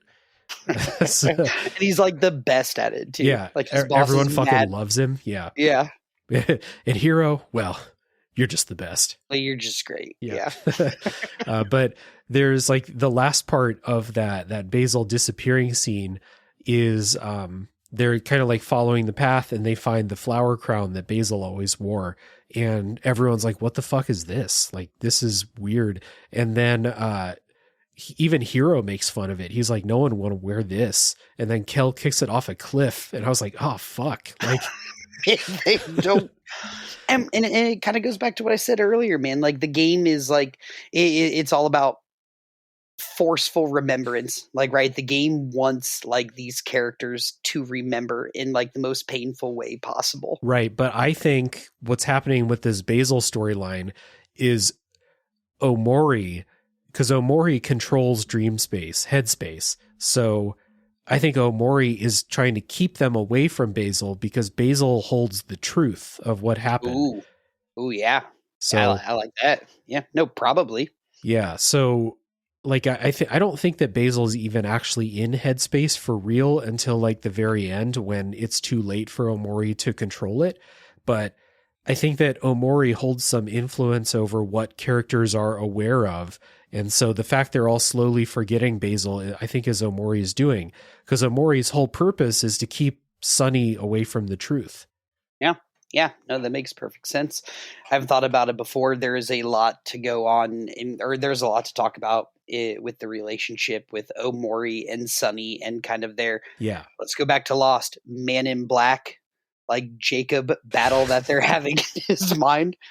Trying to force in as many Lost references as you can. You just did the Hurley. You're great. That's right. I did it. So you did two. There's 3. Yeah. Okay. So you've done 2. I've done 1. That's fair. Time to catch up. Did you, before we talk about like, Sonny's journey to like discovering the truth, did you either do or like watch a playthrough where you don't hang out with Kel and you just spend the rest of the time inside? No, so after I had made that decision that I was going to go outside with Kel, I read a little bit about the how do you pronounce that? Hikikomori? The Hikikomori route, and I was like, that sounds way more boring than the game I'm playing. Like, I could understand that taking that route for a second playthrough for extra content, but as far as my first, and again, I don't want people to think like I crazy spoiled the game for myself. I was just told that it was like really like the decisions you made heavily influenced the story. So I wanted to make sure when I came to one that I thought would be important that I knew I was not playing the game the wrong way because I wanted to experience the way they wanted me to. Blah blah blah. But no, I don't. I didn't even want to go back and replay that route. Yeah. So I told myself like I would either go back and replay it or I would watch a YouTube like summary of it. So That's what I did. what actually happened was I did not go back and replay it because what happens in the Hikikomori route is you don't go outside. You don't ever see the people in the real world. You don't see the resolution of their stories, although you got to think it's not great for anybody involved. And the entire game takes place either with Sonny doing chores in the house or with Sonny in Headspace. And as I said before, Headspace is by far my least favorite part of this game. So I was like, do I want to play this whole game again, but just have it be all of the parts that I like the least? I don't think so. As interesting as it would be from a story perspective to see it, I didn't want to do it. And then yesterday I went on YouTube and I typed in Omori Hikikomori route to like watch a story summary thinking like, okay, someone's made like a half-hour video talking about it. Nope. It's all either like 8-second meme videos or it's like let's plays where it's like watch all 8 hours of this, and I can't watch let's plays really. So I didn't look into this really. I just know how it kind of like plays out, like what it means to play that. So the rest of the spoiler section will not be talking about what happens in that route because everybody else failed me. I didn't fail. Everybody else failed me by not making a neat little summary video. No, Dave, you're great, and you made the right decision to hang out with Kel because you wanted to play the video game. The one, and again, without like spoiling myself when I was kind of reading on these things I was playing, is like basically what I was to understand is the Hikikomori route. You spent way less time in the real world and way more time in Headspace. Now, did you spend more time in Headspace, or did you experience all of Headspace and lose a lot of what you would have experienced in the real world? By the time I had read this, I was already kind of, one, I was past it, but two, I had realized that the real world was the story, and that's what I wanted to experience. So no harm, no foul. But I this is one of the things we alluded to earlier when we talked about the big decision that you make that like pretty much influences the path that Sonny takes throughout the game. Is so the first night you're in your house, you hear a knock at the door in the middle of the night. Yeah. You go downstairs. And it's like, hey, do you want to answer the door? And you do, and there's a terrifying fucking jump scare. Like it gets you hard, and it's scary. It's like, right? It's Mari at the door. It's the Mari. First time, and then it turns into this monster, like, and it is a full on jump scare. Yeah, like the Ring style stretching a face across the screen, like type jump scare. So the second time that you are asked to answer the door to your house, understandably, you're maybe a little bit hesitant to make the same decision a second time. And that's why it's so funny that decision is maybe the most influential one you will make in the game, is because the game is like, I want you to be scared. And if you are scared to answer the door the second time, we're going to give you the route. Everybody hates you, pussy. It makes sense though. Like it makes sense with what's going on with Sonny, that he would not answer the door. Like, I think it's more unlikely if you're just going through like the real, how might these characters actually react? I think it's more unlikely that he does answer the door for Kel. But that is what unlocks like going and, mending the friend group and seeing what happens with everybody and eventually maybe saving Basil and saving yourself. But it is, I think, the more unlikely thing to like play out in reality that Sonny would just like ignore the door, especially after you got scared like that. Oh yeah, dude, I hate jump scares. Yeah. Like I didn't want to look in the mirrors. I didn't want to do this. I didn't want to do this. But like I am glad that is the path that I chose, because I do think it is a much better game, especially your first time through, to choose the Sunny route as opposed to the other one. Yeah, absolutely.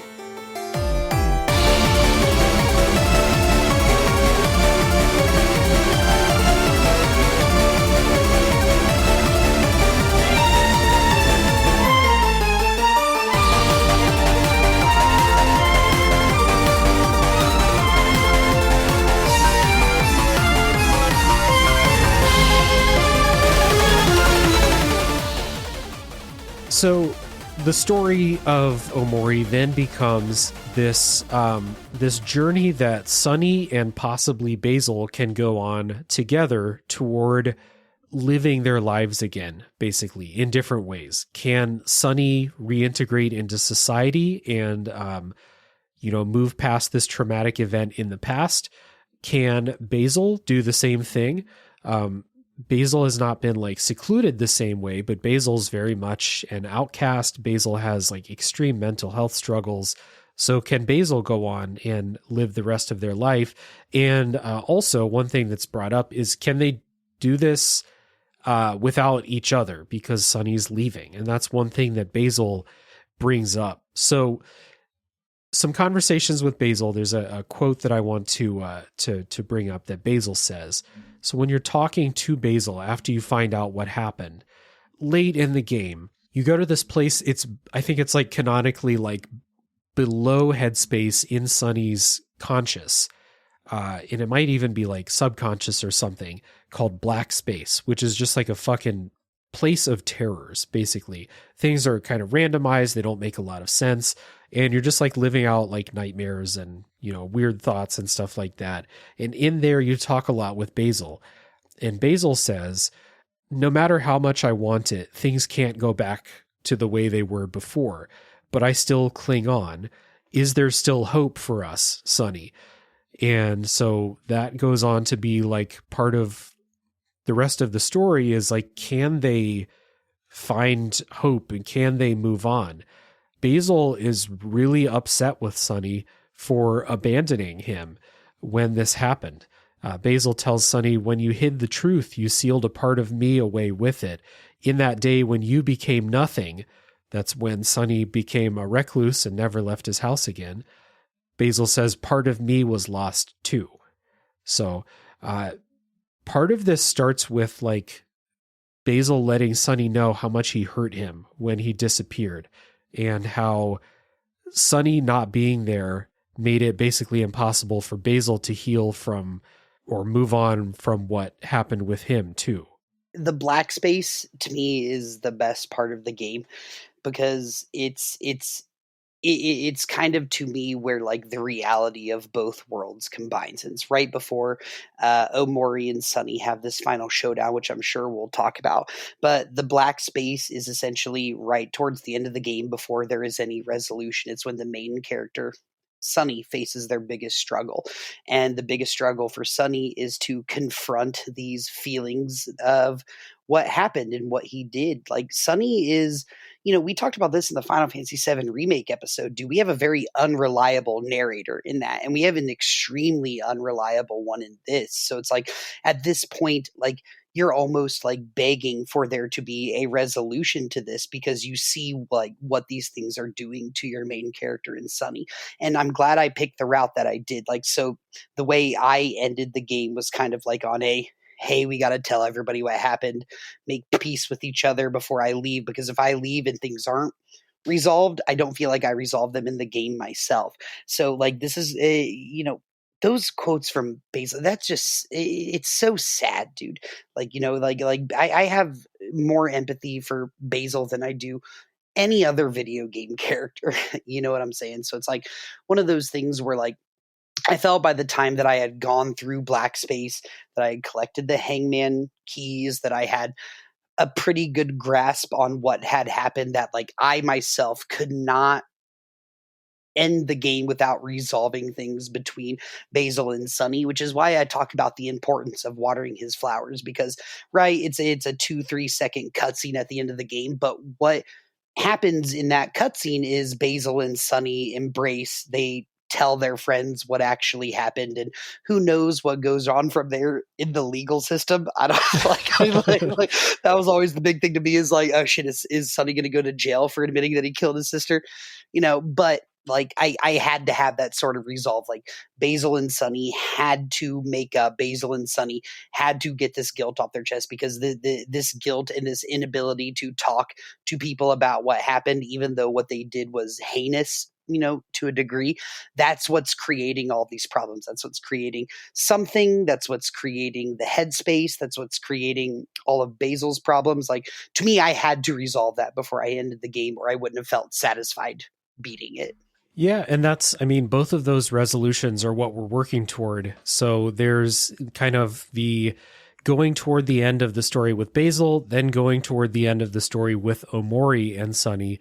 So I think this part in Black Space is when Omori starts to try to like wrestle control of Headspace back, as like it's becoming really clear that Basil's about to tell Sunny, or like help Sunny remember that they're the ones who did this, and that it wasn't a suicide. So there's a really fucked up sequence in this Black Space part where Basil dies a bunch of horrific deaths in like the span of, like once every 30 seconds. Like they're going down like a raft and they go under a low bridge and it cuts Basil's head off, or Sunny's going around smashing watermelons, and then one of the watermelons turned out to be Basil. Yeah. Oh man, dude.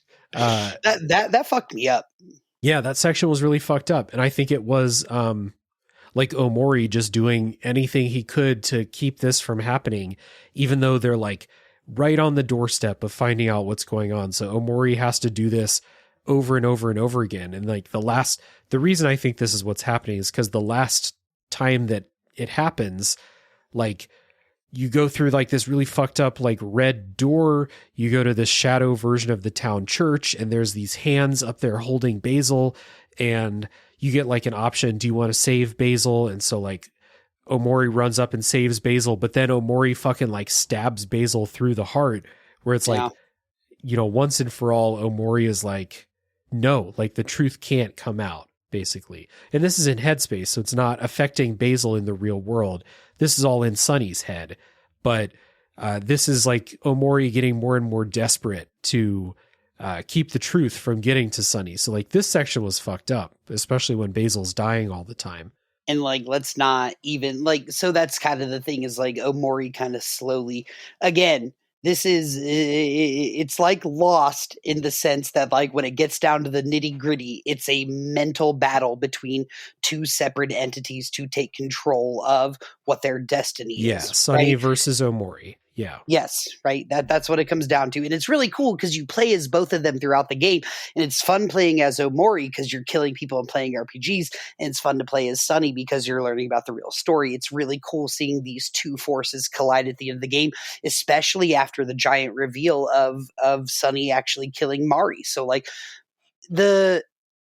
it's very cool, and I guess I never really thought about this till you just talked about it right there. But like Omori basically going like, no, the truth can't come out. Like I would rather shut this whole operation down, like than letting this come out, because I am this part of you, and like if this part of you can't be in control, then no parts of you can exist, right?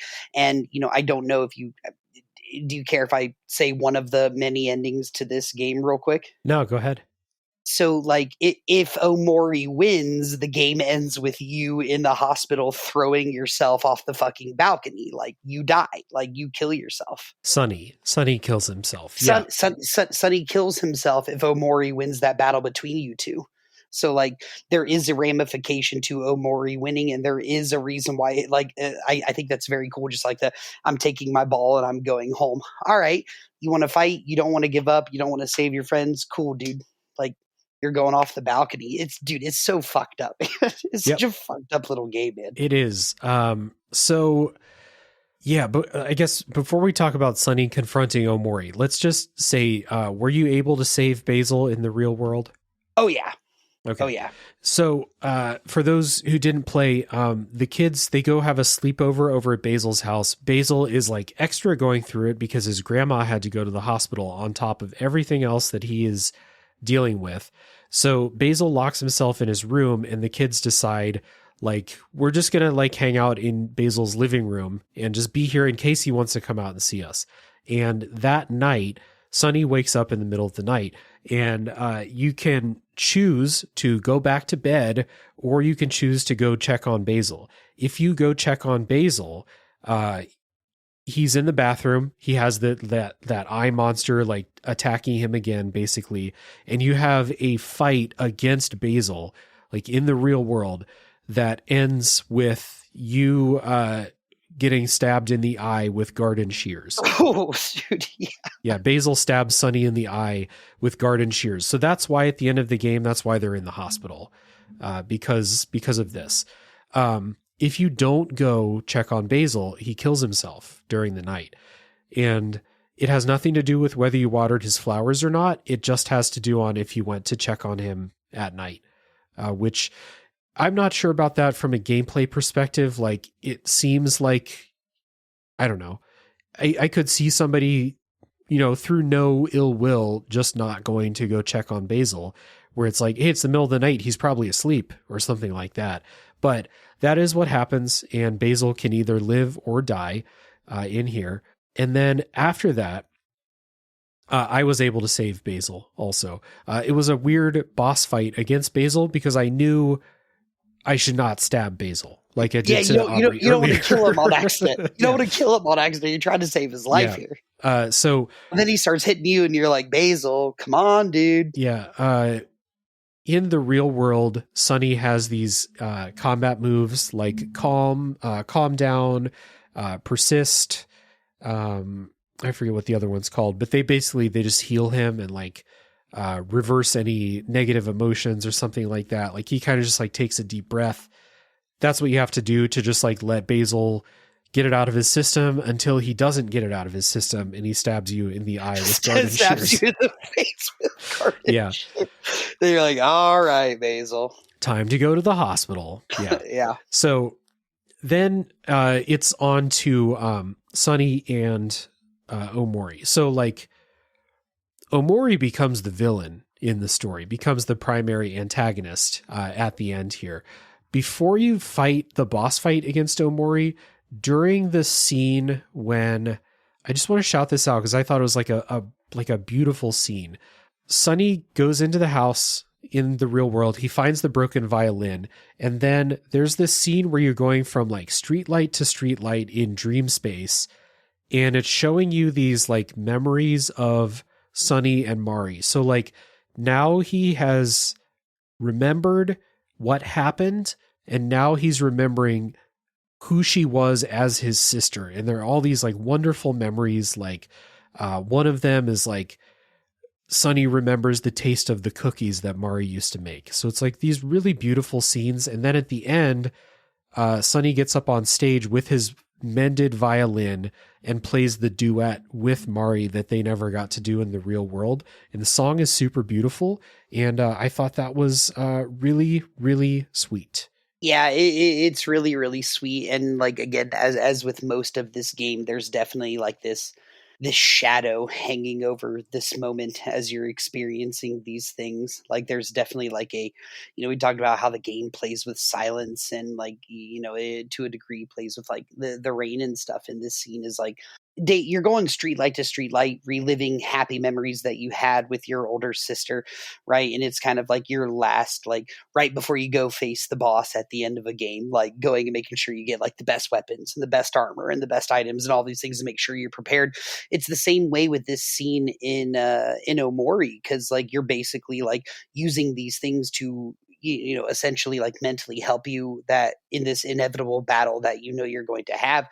And this fight with and I'll let you talk about it a little bit more. These things that Sonny does in the real world to fight off his fears, you're basically in the same kind of RPG battle system, but instead of having moves to attack, you have moves to, like you said, take a deep breath and calm down, and it's basically like the game is like telling you how to get over like a panic attack or like to get over being like fear stricken.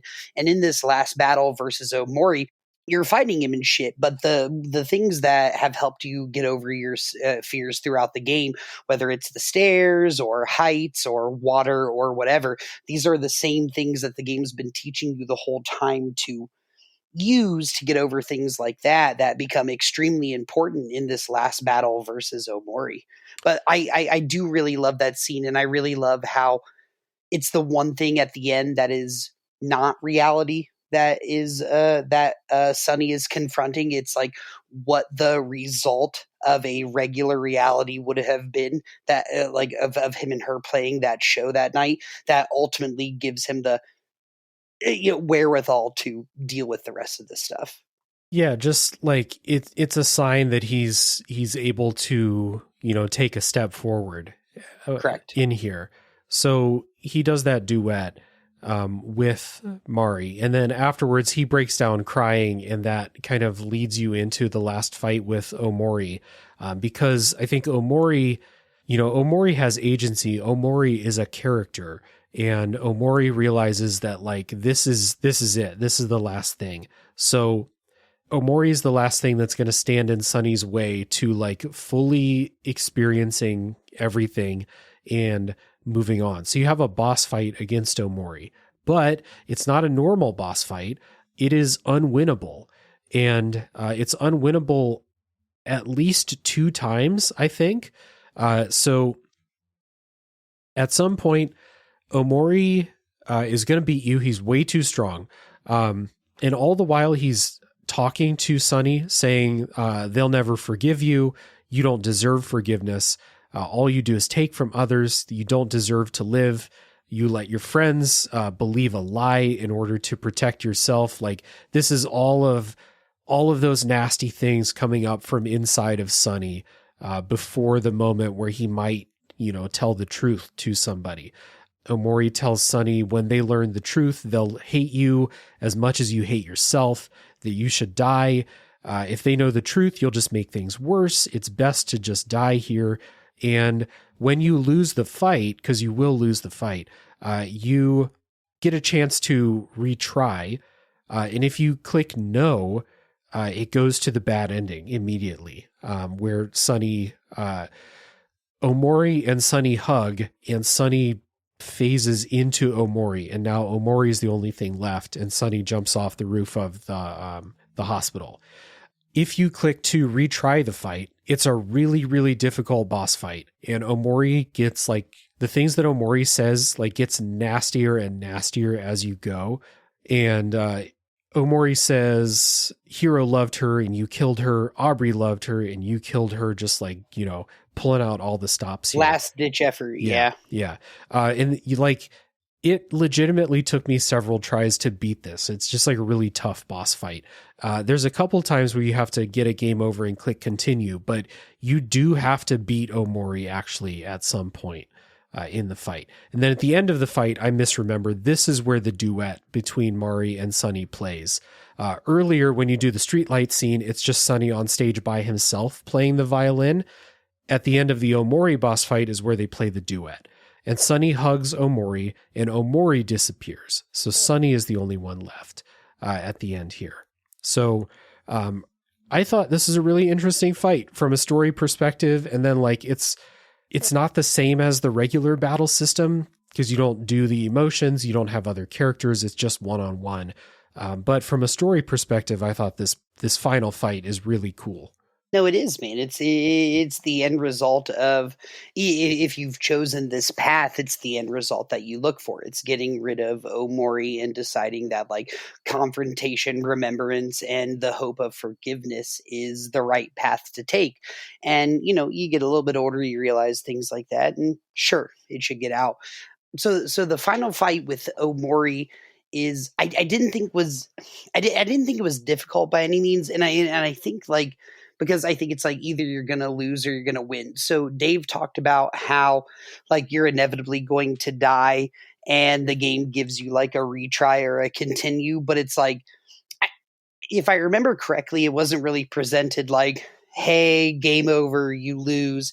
Do you want to retry the fight? It gives you like an option that's like, do you give up? Yeah. Yes or no? Give up right? or continue, I think. Yeah. Yeah. Give up or continue. And like one of the weirdest things about the end of the game is like, and I didn't spoil any of it for myself, is I was like, I felt like there were a lot of really, really like I think most of the game's big decisions come at the end of the game, and they give you like 10 in like a 20-minute period, like what you do during this fight, what you do before this fight, and what you do in the hospital scene afterwards. Like they give you a bunch of decisions in like a really small amount of time.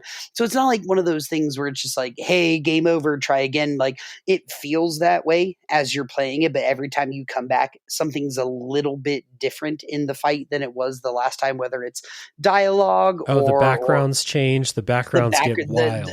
The music changes, dude. Like as you have throughout the game, like you get more and more options to like, you know, what you have to choose from in this battle and stuff. So like after the first time where it said continue and I said yes, and I realized it was a little bit different, I was like, okay, how many times am I going to have to die? And it's that last struggle for Sonny where it's like, am I going to give in? No. All right. You got knocked down. Am I going to give in? No. And you come back and it just incrementally a little bit better for you. Yeah. It's the most intense that Sonny's like inner torment ever gets during this, where this is where all of like the nastiest thoughts and self-hatred come out during this part. Cause that's what Omori is holding back, is all of those things. Omori's purpose in the story was to allow Sonny to just kind of exist without, you know, touching these things. I think there was a quote at some point where someone had said, white space is a place to exist. It's not a space to live. And so like, that's just what Sonny's doing in here with Omori's help. But once that's all threatened, Omori just like, you know, releases the plug of all of that self-doubt and it all just comes out. And so I think that's why at that moment, this is the moment where if you choose to give up, this is where, you know, the end goes the way that it does with Sonny. But if you choose to, you know, keep trying and, you know, persist through those thoughts, then you get to the end where Sonny lives.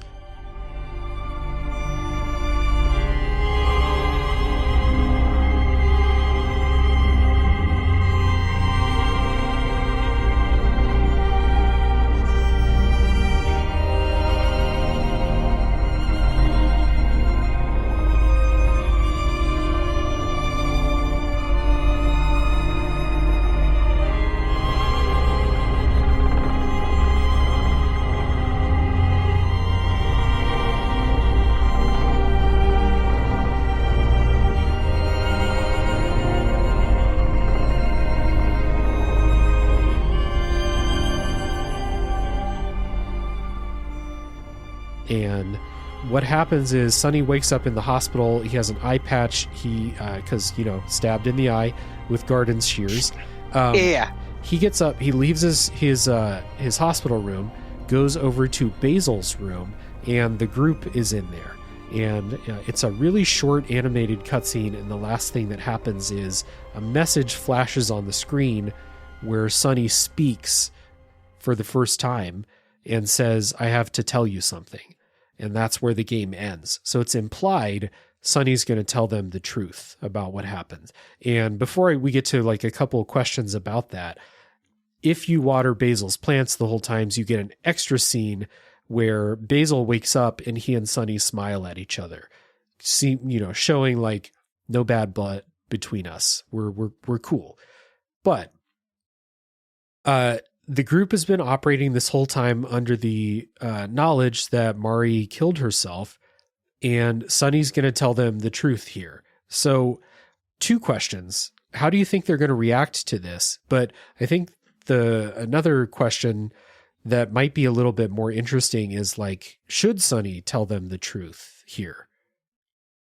This is funny. I would not have in a million years. I just would have been like, hey, Basil, you and I are cool. Clap up. I ain't telling Aubrey she got a nail bat, type shit. Like, Yeah. I do think it is one of those things. Like, when I played the game, I felt like it was the right choice. Yeah. It's the right thing to do. And I've been playing the whole game the right way. I'm not going to switch up all of these things that I've been doing to get to this point and just change my mind at the last second.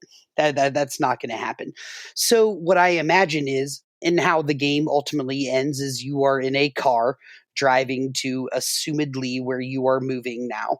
And some music plays and everything goes away. And if you took the ending that I did, where you and Basil give the, hey, we're blood, hey, like forgive each other, we're gonna be friends forever type shit. But they leave it open-ended on, what happens after you tell Kel, what happens after you tell Aubrey and Hero, and like what happens after his parents find out. That was always like a big thing to me that they never really explained either. I think they intentionally didn't have a lot of parental stuff in the game outside of like Kel's parents, I guess, Kel and Hero's parents. But like, yeah, what my thought is they're emotionally at a place already where the couple days in the real world has taken them, that they are in a place to accept this. I don't know if Aubrey would, but I think Hero would understand. Aubrey's the one that I'm kind of like, I don't know, man. Like, she's a 16-year-old girl with a nail bat and in her own gang. Like, she's the one to me that I always thought was kind of, I never understood why she forgave them in the first place, if I can be completely honest with you. I think she had gotten to a point of darkness so far. I mean, we didn't even talk about this. She pushes Basil in a pond and almost fucking kills him. And then like 20 minutes later, they're all best friends. Like, I don't trust that Aubrey could process this. I don't think she processed anything properly compared to the rest of the gang. So that would be the one where I was just like, yeah, Hero and Kel might understand because they have a stable home life. You know what I'm saying? And, if that's their biggest problem, but this is like, this shattered Aubrey. And I really don't know how she would react to the truth like that, especially seeing as like, she does not really like Sonny that much. And she almost killed Basil. That's how much she doesn't like him, Yeah. Part of me thinks that like, if Sonny's thinking about himself, like from his perspective, for him, I think it's the right thing to do. Because a part of his journey, I guess, of living with the truth is to not keep it to himself. Mm-hmm. And honestly, I think I was under the impression that Sonny's parents knew something, like that they didn't believe that it was just, a suicide or something like that.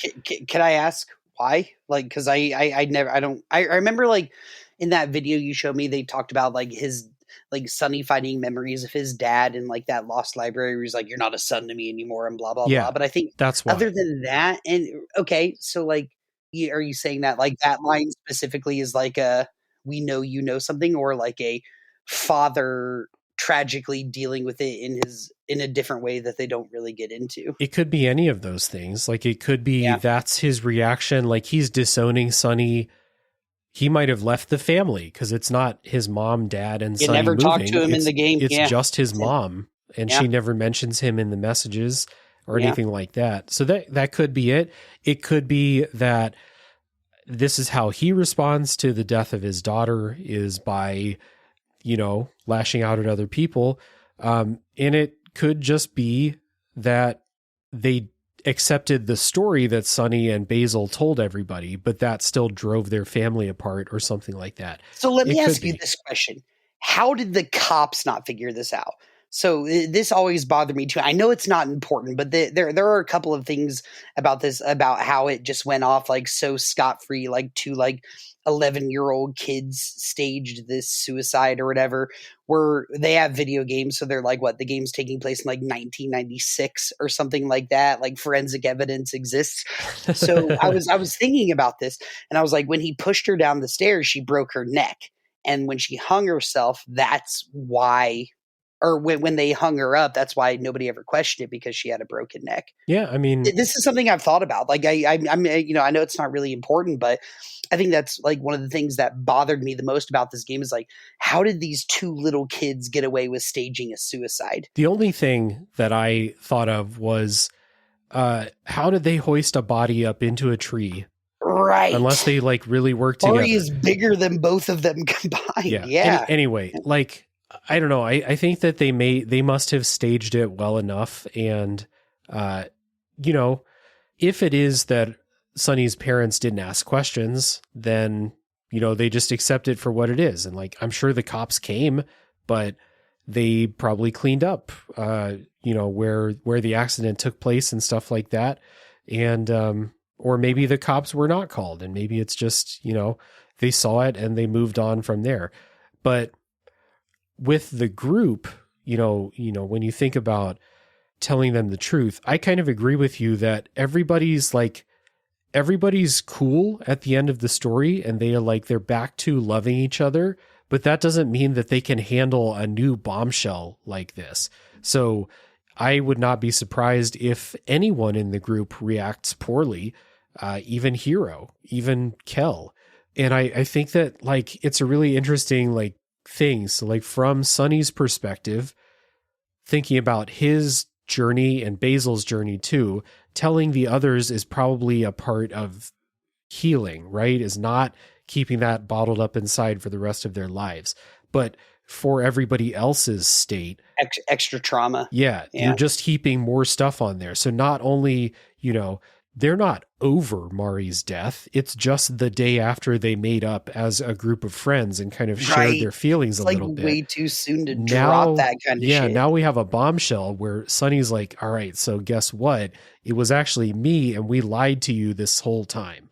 I would like to think that like when it says like, hey guys, we have something to tell you, and then they tell him, and Aubrey stabs him in the other eye with something else. Yeah, with like how'd you get a scalpel, scissors? Aubrey? Yeah. Yeah. We're making light of this. This is the saddest game of all time. It's very hard sad to make this episode funny. So it's like it's like a super bittersweet ending where it's like, you're happy for Sunny and Basil that they've made it to this point where they can share the truth with people. But I mean, to me, it's pretty obvious it's going to fuck the rest of the group up again, because they've still not had all the time to process like their new perspective on all of this. They're just friends again. It doesn't mean they're okay with what happened. And the game is shown through the lens, I feel, of Basil and Sunny's relationship, which is why it's so easy for you to look at the game as even a sweet ending, because if you took that away, it's arguably still a very sad ending. Well, yeah, this is the good ending. Dark ending. This is the good ending. The good ending is Sunny and Basil possibly shattering everything that has been, all the progress that's been made throughout the game is possibly doing this. So like, them telling the truth might help some people, but it's going to hurt some people too. So it's a really interesting way for this to end, where it's not like, how could this story wrap up with like a beautiful, perfect ending where everyone's going to be happy? It does not lend itself. It's not that kind of story. Like, too much shit has happened.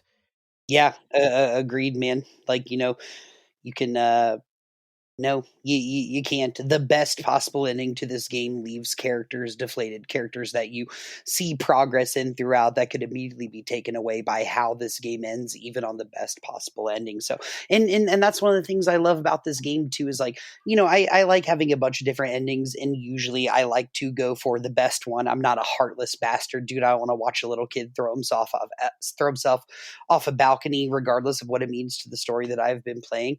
But like, I also I like it when stories end and there are still questions. I like how I know there's never going to be an Omori 2, and like forever and ever, seventh Lost reference. We can still talk about things that did make sense, or still theorize about things that never got explained. I like that about this game too, is because like you have to deduce to figure out like how you think like other important characters, because at the end you're right, it's Basil and it's Sunny, and that's it. And they don't show anybody else at the very, very end. Right. Yeah. So like you have to in good conscience, like you're always going to wonder how everybody else would have reacted. Even somebody as small of a character as his mother, does she ever find out?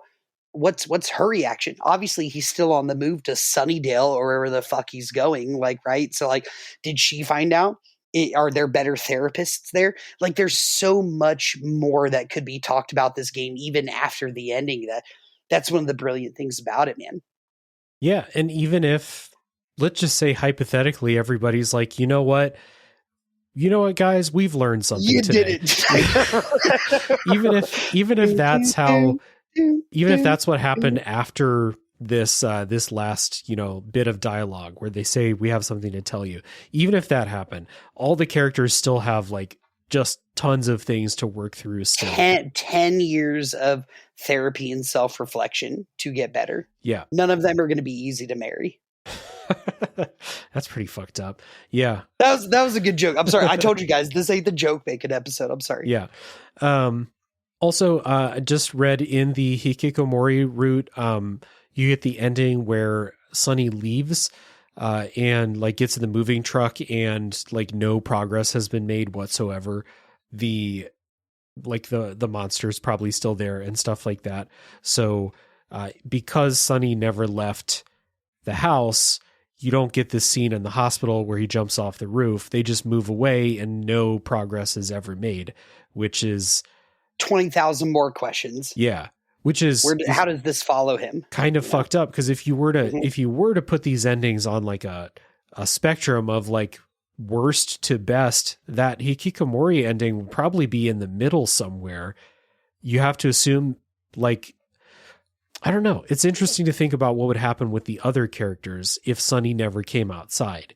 Aubrey would be terrible. Aubrey would be terrible. Hero would be fine. Hero would be out at college. Kel would be an alcoholic at 33. Like, it's definitely, like I said, this is one of those, they don't talk, and guilt and like a lack of forgiveness and a lack of like communication is to me kind of what this whole game is about. So, and again, that's why I love it. So like if you give a game with 17 endings and you have a game that like doesn't give you the information that you need to fully like flesh out, like, okay, well, this is how everything worked out. We could talk forever and ever about what happens to these characters in each different ending. We haven't even talked about how the characters who had just recently like accepted Sunny and back into their friend group, and like, what if he just kills himself? Like, you know what I mean? Like, what if Basil kills themselves while they're staying over at his house that night to make sure he's okay? Like, there's way too much to like speculate and theorize about. And I love that, but that's why I can't replay the game. Like, to me, it's one of those games to where like I picked the way I wanted to go. This is going to be the story for me forever. It's interesting to see those other things, but like when I think about Omori, I think about that like that hero's journey. You know what I mean? Like, he started in a place. He was bad. He learned something. He was confronted with something. He learned something else. He's back in the place that he started, having learned something along the way. And there is resolution. Like, I like that finality in the path that I took, because I don't know if I could experience the game on another plane like that. Yeah, it's just interesting to think, and this is why I think the Hikikomori route should be a second playthrough, because your idea about how the other characters live in the world where Sunny never goes outside, you have to know about those characters and know what they were going through in order to make any kind of guess about, like, how does this play out if Sunny never comes outside? Which is, it's interesting to think about. So I love this game, man. Yeah, man. Me too. It's a really, really good game, like an endlessly interesting story. And again, one that it deals with all these really complex and sensitive themes, but I think handles them with respect. And it is not so much focused on like the act, but focused on how people are affected by it, like how the other people are affected by it.